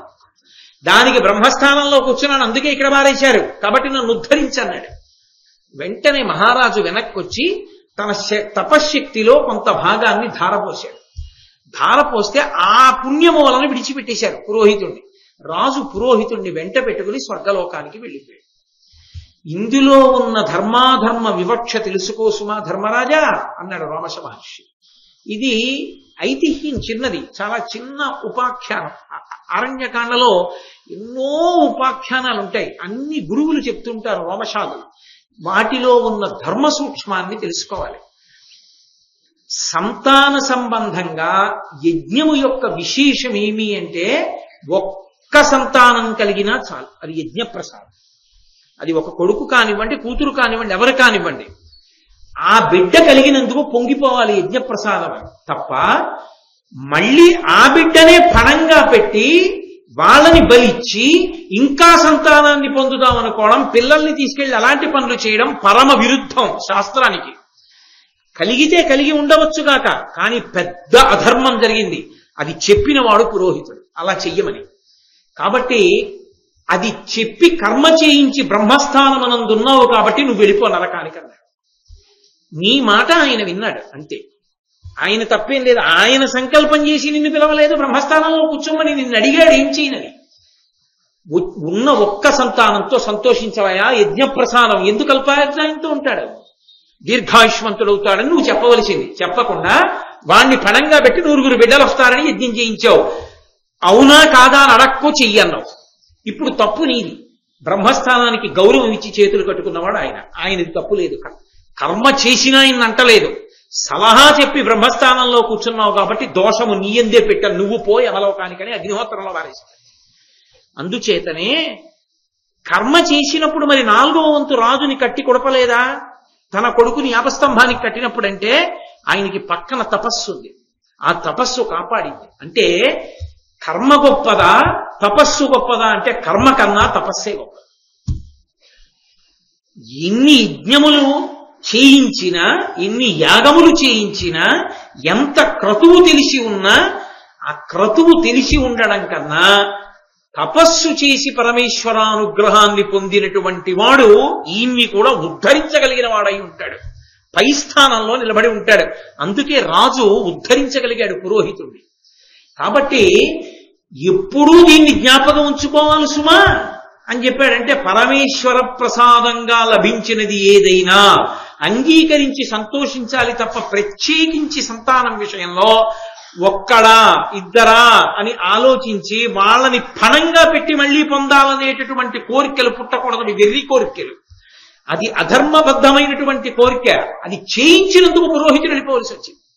కాబట్టి దీనికన్నా గొప్పది తపస్సు కాబట్టి, అది ఉన్నవాడు కాబట్టి రాజు ధరించగలిగాడు. కాబట్టి ధర్మరాజా, దీని వలన నువ్వు అర్థం చేసుకోవలసిన విషయం ఏమిటంటే కర్మ చెయ్యడం చేయించడం కన్నా తపశ్శక్తి కలిగి ఉండడం సర్వోత్కృష్టమైనటువంటి విశేషం.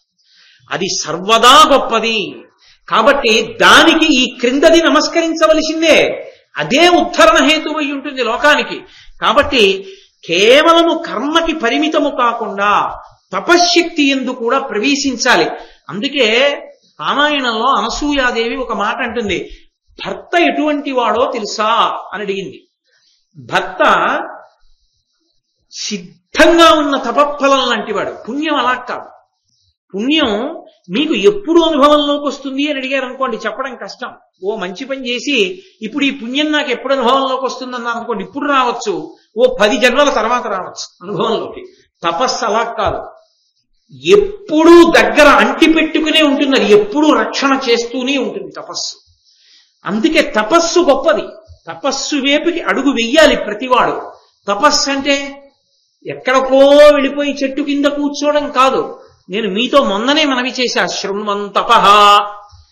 భారత ప్రవచనం జరుగుతుంటే 2 గంటల పాటు మీరు తదేక దీక్షతో వింటున్నారనుకోండి, నేను ఇలా అంటే అబ్బా వీడిందుకు రా సమయం చూస్తాడో అని అనుకుంటూ తదేక దీక్షతో విన్నారనుకోండి, మీరు 2 గంటలు తపస్సు చేశారు అని వేస్తారు మీ ఖాతాలో.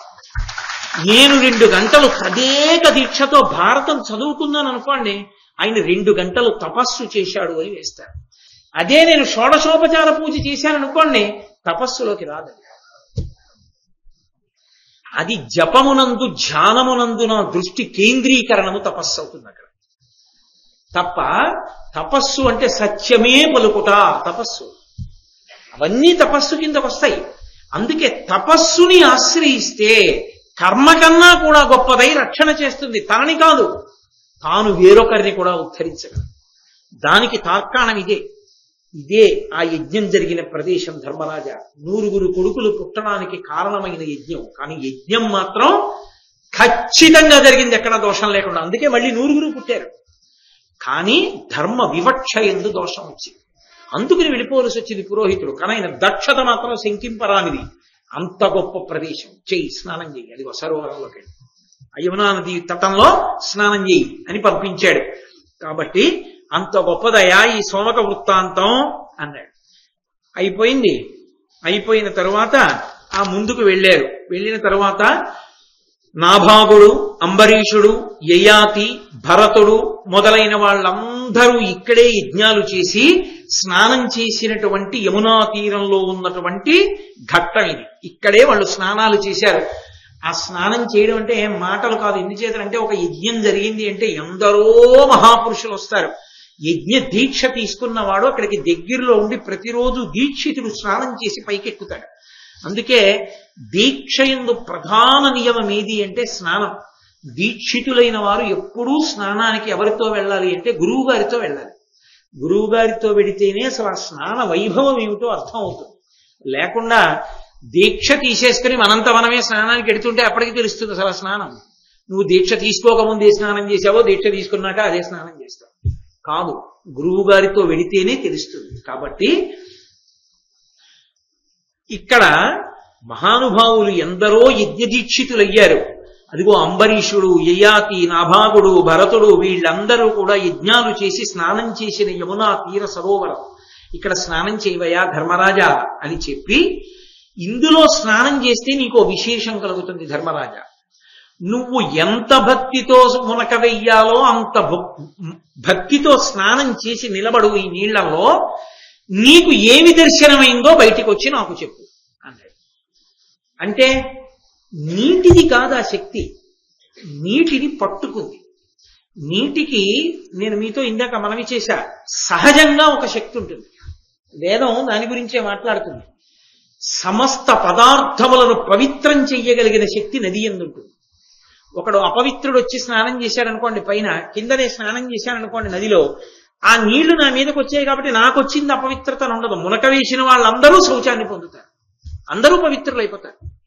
అది ఒకటవ లక్షణం. అది పైకి లేచి పట్టుకుంది కాబట్టి దర్భకు వచ్చింది ఆ పవిత్రం చేయగలిగినటువంటి శక్తి. ఇక రెండవ శక్తి ఏమి అంటే, గొప్ప గొప్ప యజ్ఞయాగాది క్రతువులు నదీ తీరంలో జరిగితే చిట్ట చివర చేసేటటువంటి అవబృధ స్నానం ఆ నది ఒడ్డునే చేస్తారు అక్కడ కూర్చోపెట్టి. ఆ మంత్రములతో రోజు దీక్షితులైన వారందరూ అక్కడ ఉండేటటువంటి బ్రహ్మస్థానంలో ఉండేవారు, ఋత్విక్కులు, యజ్ఞయాగాది క్రతువులను చేస్తున్న వాళ్ళు ఇంతమంది స్నానం చేస్తూ ఉంటారు. ఆ శక్తి ఆ నీటిని ఎంత పట్టుకుంటూ ఉంటుందంటే, అది మీరు పొందడానికి యోగ్యమైన రీతిలో మునిగితే మీకు అది పొందగలరు. నేను ఇందాక చెప్పినట్టు విద్యుత్ తీగ కొయ్య మీద పడకుండా రాగి తీగ మీద పడ్డట్టు అందుకొచ్చింది స్నానం. కాబట్టి నువ్వు వెళ్ళి మునుగు, స్నానం చెయ్యి, బయటికి రా, నాకు చెప్పు ఏం కనపడిందో అన్నాడు. ధర్మరాజు గారు వెళ్ళి స్నాన ప్రకరణం ఎలా ఉంటుందో అలాగే చేస్తాడు ధర్మరాజు. అంటే అంత భక్తి తత్పరతతో ద్రౌపదీదేవితో తమ్ముళ్లతో కలిసి మునిగి బయటికి వచ్చాడు.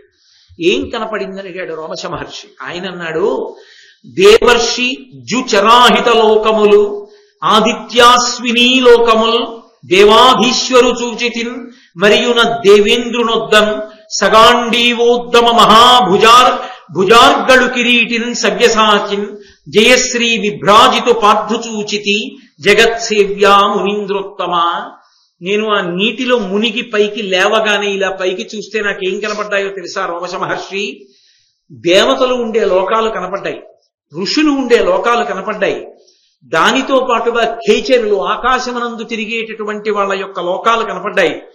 ఆదిత్యలోకం కనపడింది, అశ్వినీ దేవతలు ఉండే లోకాలు కనపడ్డాయి.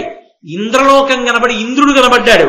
ఇంద్రుడి పక్కన అర్ధసింహాసనం మీద గాంధీవం పట్టుకుని మా తమ్ముడైన అర్జునుడు కూర్చుని కనపడ్డాడు. సవ్యసాచిని కూడా చూశాను. కాబట్టి జయశ్రీ విభ్రాజితు పార్థుచూచితి జగత్సేవ్య, జగత్తు చేత సేవింపబడేటటువంటి వాడా. అది తీర్థయాత్ర గొప్పతనం. తీర్థయాత్ర గొప్పతనం ఏమిటో చెప్పింది ఆరణ్య పర్వం. రోమశ మహర్షి చెప్పారు. అందుకని ఆరణ్య పర్వం అయింది అది. అందుకే మహాభారతంలో అంత పెద్ద పర్వం అది. కాబట్టి అన్ని కనపడ్డాయి నాకన్నాడు. అదృష్టవంతుడవయ్యా, ఎలా చెయ్యాలో అలా చేశావు. అది ఆ దక్షత కలిగిన వాడు, దాని శక్తి చెప్పగలిగిన వాడు ఉండాలి. అప్పుడు కదా మనసుకి అసలు ఆ అకుంఠితమైన దీక్ష కలిగేది, దాని పవిత్రత ఏమిటో అర్థం చేసుకుని మునక వేయడానికి. కాబట్టి ఆయన ఎంతో సంతోషించాడు. అప్పుడు వెంటనే రోమశ మహర్షి అన్నారు, ఇదిగో ఇది భృగుతుంగ పర్వతం అంటారు ఇక్కడున్న పర్వతాన్ని. అసలు ఎన్ని మాటలు తీర్థయాత్ర చేశాడో ఆ రోమశ మహర్షి, మీతో మనవి చేశా కదూ. ఆయన శిష్యులకు కూడా రోమశుడనే పేరు. ఆయన తీర్థయాత్ర చేతనే 3 లోకములు తిరగగలిగిన శక్తిని పొందాడు.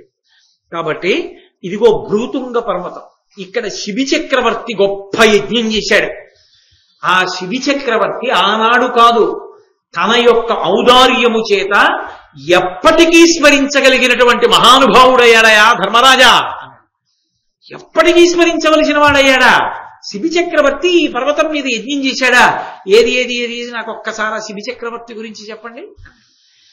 అలా అడిగేవాడు ఉన్నాడు కాబట్టి భారతం వచ్చిందండి.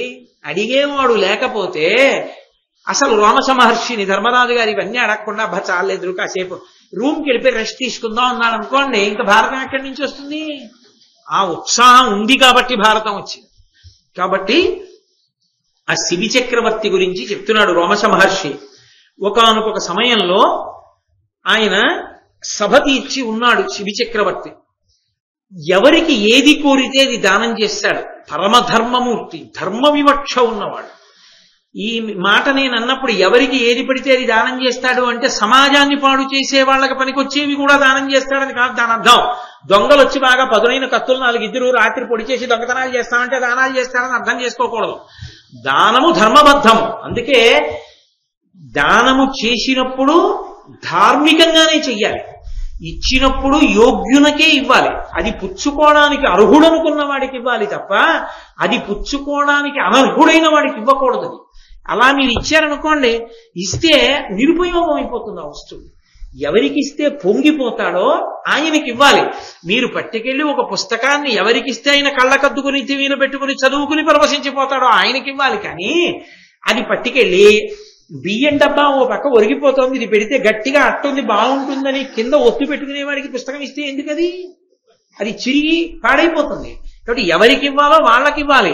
పాత్రత నిరిగి దానము. ఆ పాత్రత చెప్పగలిగిన వాడెవరు? గురువు ఒక్కడే.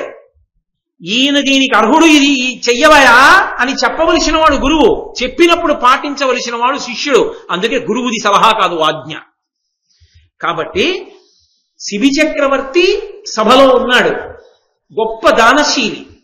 ఇంత గొప్ప దానశీలి అంటారు కదా, పరీక్ష చేద్దాం. ఎందుకు ఈ పరీక్షలు? దేవతలకు పనే ఉండదేమిటి అంటే వాళ్ళు పరీక్ష చేయడం అన్న మాటకు అర్థం వాళ్ళకి నమ్మకం లేక కాదు. దాన్ని మీరు జాగ్రత్తగా అర్థం చేసుకోవాలి. వాళ్ళ గొప్పతనాన్ని లోకానికి తెలియచేయడానికి. లోకానికి తెలియచేస్తే వాళ్ళకేమొస్తుంది? మనలాంటి వాళ్ళని వింటే మనకు ఆదర్శంగా ఉంటుంది. పోనీ శిబి చక్రవర్తిలా బతకపోయినా కనీసం కొంత కారుణ్యంతో ఉందాం రా అన్న ఆలోచన వస్తుంది. అందుకు ప్రకాశింపజేస్తారు దేవతలు. అందుకే వాళ్ళ పేరే దేవతలు. దివ్, వాళ్ళు ప్రకాశం ఉన్నవాళ్ళు, మంచి గుణములను ప్రకాశింపజేస్తారు. ఒకనాడు ఇంద్రుడు డేగగా మారాడు, అగ్నిహోత్రుడు పావురంగా మారాడు. వేదంలో ఒక మాట ఉంది, పావురం ఎప్పుడూ డేగకే ఆహారం, డేగ తినేస్తుంది పావురాన్ని. అందుకని డేగ పావురాన్ని తరుగుతోంది. ఆంతరమనందు అది డేగ కాదు ఇంద్రుడు, పావురం కాదు అగ్ని. వాళ్ళిద్దరూ పరీక్షార్థం వచ్చారు. ఆ పావురం పరిగెత్తుకుంటూ వచ్చి శిబి చక్రవర్తి కూర్చుని ఉంటే ఆయన పాదముల దగ్గర పడిపోయి, డేగ కూడా అంతే వేగంగా వచ్చి పావురాన్ని ముక్కుతో కొట్టి ఎత్తుకుపోబోతుంటే వెంటనే ఆగు ఆగు ఆగు ఆగు, అది నన్ను శరణాగతి చేసింది, నా కాళ్ళ దగ్గర పడి, నువ్వు తినడానికి వీల్లేదన్నాడు. పక్షి మాట్లాడుతుందా? మాట్లాడుతుంది. ఎందుకు మాట్లాడుతుంది? ఆయా యుగముల యందు ఆయా ప్రాణులు ఆయా స్థితులలో అనుగ్రహించాలనుకున్నప్పుడు మాట్లాడాయి ఒక్కొక్క చోట. అందుకే చూడండి, ఒక్కొక్క చోట చిత్ర విచిత్రమైన లక్షణం ఉంటుంది. పక్షి కారణంగా విశేషమైనటువంటి క్షేత్రం అయ్యాయి కొన్ని. పక్షి తీర్థం అని లేదు. వేల పట్టున మహానైవేద్యం పెట్టేటప్పటికి ఎక్కడున్న కొండ మించి వచ్చి ఆ ప్రసాదాన్ని తీసుకుని వెళ్ళిపోతుంది. ఒక్కొక్క చోట ఒక్కొక్క లక్షణం అలా ఉంటుంది. మీరు ఇప్పటికీ శృంగగిరిలో కాలభైరవ స్వామి దేవాలయానికి వెళ్ళండి, ఎప్పుడు ఒక నల్ల కుక్క పడుకుని ఉంటుంది అక్కడ. మరి ఏమో సాక్షాత్తు స్వామి ఆ రూపంలో పడుకుని ఉంటారు. కాబట్టి ఒక్కొక్క చోట ఒక్కొక్క ప్రత్యేకత. ఆ పక్షి ఆ పావురం ఏడిచింది, శిబి చక్రవర్తి అడ్డుపెట్టాడు. డేగ అంది, నువ్వు ధర్మాత్ముడివని నీకు పేరుంది లోకంలో, నన్ను తినద్దంటున్నావు. పరమేశ్వరుడు ఈ ప్రాణులను సృజించినప్పుడు నిర్ణయం చేశాడు, ఏ ప్రాణి ఏ ప్రాణిని తినవచ్చు అని. డేగకి పావురం ఆహారం. నీకు ఇప్పుడు పావురం పట్ల దయ కలిగింది, నన్ను తినద్దంటున్నావు. నేను ఒక మాట చెప్తాను, ఇప్పుడు నేను ఈ పావురాన్ని తినకపోతే నా ప్రాణాలు పోతాయి, నీరసంగా ఉన్నాను. నా ప్రాణం పోతే నా భార్య బిడ్డలు అనాథలవుతారు. అప్పుడు ఆ పాపం నీది కాదా? కాపాడడం తేలిక, అడిగిన ప్రశ్నకి జవాబు చెప్పడం కష్టం. ఎంత ధర్మ సూక్ష్మం అడిగిందో చూడండి. నేను పావురాన్ని చంపితే హింస, పావురాన్ని తినకపోవడం వల్ల నేను పడిపోతే హింస కాదా? ఆయన అన్నాడు, అరణ్యంలోకి వెళ్ళు, ఇంకా పక్షులు లేవా, ఇంకా జంతువులు లేవా, వాటిని కొట్టి తినలేవా, తిను. ఇది నా కాళ్ళ దగ్గర పడింది, శరణాగతి చేసింది, దీన్నే ఎందుకు తింటానంటావు? డ్యాగ్ అంది, అడవిలోకి నీ వెళ్ళడం, ఆహారం దొరకడం ఎప్పుడు నా ఒంట్లో ఓపిక ఉంటే, నా ప్రాణాలు పోయేట్టున్నాయి, తింటేనే బతుకుతాడు, వద్దంటావేంటి? ఇప్పుడు నువ్వు నన్ను చంపిన పాపం నీకు రాదా? దాన్ని రక్షించిన పుణ్యం వచ్చింది. నేను చచ్చిపోయిన పాపం కూడా వచ్చిందా? నేను లేని కారణం చేత నా భార్య బిడ్డలు చచ్చిపోతారు, వాళ్ళ చచ్చిపోయిన పాపం నీ ఖాతాలోకే వచ్చిందా? ఒక్క పావురాన్ని బతికించిన పుణ్యాన్ని కోసం ఇన్నింటిని చంపిన పాపం మూట కట్టుకుంటావా? అది ధర్మమా? అధర్మం కాదా నా ఆహారాన్ని నా నోటి దగ్గర నుంచి లాగేయడం? చెప్పు సిది. ఆయన వెంటనే అన్నాడు, అది శాస్త్రం ఇరిగి ప్రవర్తించడం, ధర్మాధర్మములు తెలిసి ఉండడం అన్న మాట కదా. ఆయన తడబాటు పడదు. వెంటనే మంత్రుల వంక చూసి మీరు జవాబు చెప్పండి అనలేదు.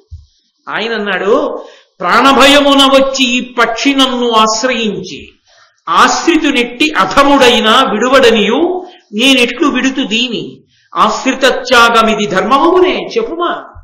నేను క్షత్రియుణ్ణి, రాజుని. నాకు పరమోత్కృష్టమైన ధర్మం ఏది అంటే శరణాగతి చేసి నన్ను రక్షించు అన్నవాడిని రక్షించడం. నా దగ్గరికి వచ్చి పావురం పడిపోయింది రక్షించమని, ఇప్పుడు నా యొక్క పరమ ధర్మం దాన్ని రక్షించడం. దాన్ని రక్షించడం వల్ల నువ్వు చచ్చిపోతే నా తప్పు కాదు, నాకు అధర్మం రాదు. ఎందుకని? నన్ను ఎవరు శరణాగతి చేశారో వాళ్ళని రక్షించారు. క్షత్రియుడు అది నా ధర్మం. లేకపోతే నీ ధర్మం తప్పిపోతా. నీకు ఆహారం కోసం అని చెప్పి నేను వదిలిపెట్టకూడదు, అప్పుడు నన్ను అధర్మం చుట్టుకుంటుంది. అందుకు రక్షించాను. అమ్మో, ఏమి ధర్మాధర్మ వివక్షండి! ఒక్కొక్క ఆఖ్యానంలోంచి ఒక్కొక్కటి చెప్తున్నాడు రామస మహర్షి. ధర్మం పట్టుకున్నవాడు పాడబడు, యశో విరాజితుడవుతాడు ధర్మరాజా. ఇది ధర్మరాజు గారికి ఎంత ధైర్యాన్ని ఇస్తుంది. ఇవాళ అరణ్యవాసంలో ఉన్నాడు, అజ్ఞాతవాసం చేస్తాడు. ఎప్పుడో ఒక పావురాన్ని ధర్మం కోసం రక్షించినటువంటి శిబి చక్రవర్తి కథ ఇప్పుడు చెప్పి పర్వత శిఖరాన్ని చూపిస్తే, ధర్మం పట్టుకుని ఇన్ని కష్టాలు పడి సహనంతో ఉన్న తాను లోకములకు ఎందుకు సార్వభౌముడు కానలేడు? తన కథ ఎందుకు లోకంలో చెప్పబడదు? ధర్మరాజుకి అది గొప్ప సంతోషాన్ని ఇస్తుందా, ఇవ్వదా? అది గురువు మాట్లాడే విధానం అంటే. అది ధర్మరాజుకి ఇవ్వడం కాదు, అప్పటికీ ఇప్పటికీ ఎప్పటికీ ధర్మమునందు నిలబడాలనుకున్న వాడికి అంత సంతోషాన్ని ఇస్తుంది, ఎంత పూనికనిస్తుంది. ధర్మాన్ని పట్టుకుంటే మనం రక్షింపబడతాం, ధైర్యాన్ని ఇస్తుందా, ఇవ్వదా? అందుకు భారతం చెప్పేవాడు. సాయంకాలం భారతం చెప్తే దేవాలయంలో అందరూ కూర్చుని వినేవారు. పొద్దున్న లేచి ఎవరి పని మీద వాళ్ళు ఎడితే, నిన్నను విన్నాను రా, ధర్మం రక్షిస్తుంది, అధర్మం రక్షిస్తుందా? అందుకని నాయనా నీ కాగితం నువ్వు పట్టుకుపో, నేనున్నది ఈ కాగితం నీకు ఇవ్వడానికే అనేవాడు తప్ప, కాగితం ఇలా ఇవ్వడానికి ఇంకొకటి అపేక్షించేవాడు ఉండేవాడు కాదు. ఎందుకంటే ధర్మాన్ని నమ్మి ఉండేవారు. దేవాలయాలు దేవాలయాలు అన్ని ఉండడం లోకాలని పాడు చేయడానికి కాదు. దేవాలయాలు ఎన్ని ఉన్నాయో ధర్మం అంతా నిలబడింది. దేవాలయాల్లో పూజలు, దేవాలయాల్లో దీపాలు, దేవాలయాల్లో నైవేద్యాలు, దేవాలయాల్లో ప్రవచన మంటపాలు ఎప్పుడు తగ్గిపోయాయో, ఎప్పుడు ప్రవచనం పోయిందో, ఎప్పుడు మహాభారతం చెప్తే ఛాందసం అన్నారో అప్పుడే దేశంలో ధర్మం అడుగంటిపోయింది. కాబట్టి ధర్మానికి ఆలవాలము ఈ శాస్త్రములు, పురాణములే, కావ్యములే. కాబట్టి ఆయన ధర్మాన్ని చెప్పాడు. చెబితే ఆ డేగ అంది, మంచిది, అయితే నేను పావురాయిని తినను. ఎందుచేత అంటే, నేనిప్పుడు ఆ పావురాన్ని తింటే నీకు అధర్మ దోషం వస్తుంది, నీకు అధర్మ దోషం రావడం నాకు ఇష్టం లేదు. కాబట్టి నువ్వు ధర్మమునందుండు, కానీ నా ప్రాణం ఆకలితో ఉన్నాను, నేను నిన్ను యాచిస్తున్నాను. పావురంలో ఎంత మాంసం ఉంటుందో అంత మాంసం నీ ఒంట్లోంచి నాకు దానం చేయి, నీ మాంసం తిని నేను వెళ్ళిపోతాను, తప్పకుండా ఇచ్చేస్తాను. అలా అడిగా ఇచ్చేస్తాను. ఒక తులాదండం తెప్పించాడు తక్కెట, పావురాన్నిటి పెట్టండి అన్నాడు. పావురాన్ని పెట్టాడు. పెడితే అనిన అనుగ్రహించిది మహావిహగోత్తమయంచు సంతసంబున శిబి తక్షరంబ అసిపుత్రికనాత్మ శరీర కర్తనం బలగుడు చేసి తన యంగమునంగల మాంసమెల్ల పెట్టినను కపోతమానవు కడిందిక తిండును ఉండే అత్తులం. ఆయన ఓ చురకత్తొకటి తీసి, ఓ పావురంలో మాంసం ఎంత ఉంటుంది, ఇంత ఉంటుంది అంతే కదూ అని వెంటనే ఓ చిన్న చురకత్తొకటి తీసి, అందుకే అసిపుత్రిక అన్నారు అన్నయ్య గారు. అసి అంటే కత్తి, అసిపుత్రిక అంటే చురకత్తి, చిన్న కత్తి పెట్టి తన తొడ కోసి అందులోంచి ఇంత మాంసం తీసి వేశాడు. పావుర ఎలాగే ఉంది, తక్కిడికి యువతల వైపు అలాగే ఉంది. ఇదేమిట్రా కనీసం కదలలేదు అనుకున్నాడు. కోసి అన్నారు అన్నయ్య గారు. ఇక మాంసం శరీరంలో ఎక్కడుందో అక్కడల్లా కోసేశాడు. కోసేసి తీసేసి అందులో వేసేస్తున్నాడు. ఎందుకని ఇటు మాట ఇచ్చాడు, సత్యానికి కట్టుబడాలి, అటు రక్షిస్తానన్నాడు, ధర్మానికి కట్టుబడాలి, సత్యధర్మములకు కట్టుబడిపోయాడు. కోసి రెండిటి కోసం తన ఒళ్ళు తానే కోసేసుకున్నాడయా. మామూలు మాట వేయలేదు, కోసి ఇలా కోస్తున్నాడు, ముక్క తీస్తున్నాడు, వేస్తున్నాడు తూగలా. ఏ దిక్కుమాల పావురం అనలేదు, మళ్ళీ కోస్తున్నాడు, తీస్తున్నాడు, మాటకి కట్టుబడాలి, పోతే ప్రాణం పోతుందంతే. అలా వేస్తూనే ఉన్నాడు. దానికి అచ్చెరువడి ధరణీనాథుడు తనువునందు నెత్తురు దొరగందాన తొల ఎక్కెనంతన్వాని గుణోన్నతికి మెచ్చి వాసవదహరు. ఒంట్లో ఉన్న మాంసమంతా ముక్కలో కోసి వేసేశాడు. కనీసం తక్కెడ ఇలా లేవల పావురం ఉన్నవే, ఇంకేముందనుకోయిను నన్నే తిని అని తానే తక్కెడెక్కి కూర్చున్నాడు. కూర్చోగానే ఈ పావురై డేగ ఇంద్రుడు అగ్నిగా మారిపోయి మహానుభావ ఏమి ధర్మమయ్యా, దానం కాదు, ధార్మికమైన దానం, ధర్మానికి కట్టుబడాలన్న పూనిక. ఆ ధర్మయుతమైన దానంలో శిబి నీతో సమానమైన వాడు లేడు. అద్భుతం. వాళ్ళు ఏమని వరం ఇచ్చారో తెలుసా? ఆశ్చర్యం. శబ్ద బ్రహ్మోపాసనము లోకమునందు ఎంతకాలం ఉంటుందో అంతకాలము నీ కీర్తి ఉంటుందన్న. బహుశా వాంగ్మయంలో ఎక్కడా ఇటువంటి వరం లేదు. శబ్ద బ్రహ్మమయీ చరాచరమయీ జ్యోతిర్మయీ వాంగ్మయీ అని పరదేవతకి పేర్లు. శబ్ద బ్రహ్మంగా అమ్మవారిని ఉపాసన చేస్తారు. శబ్దము ఆకాశ గుణకం, ఆకాశంలో ప్రయాణం చేస్తుంది, చెవి ద్వారా వింటాం. శృణ్వంతప, ఆ మాటలు లోపలికెళ్ళి జ్ఞానకారకములు అవుతాయి. ఆ శబ్దాన్ని ఉపాసన చేస్తారు శబ్ద బ్రహ్మంగా. శబ్ద రాశి వేదం కాబట్టి ఆ శబ్దములను ఉపాసన చేయడం అంటే కవిత్వం కూడా అందులోకే వస్తుంది. శబ్దములను ఛందోబద్ధంగా పేరిస్తే కదా కవిత్వం వస్తుంది.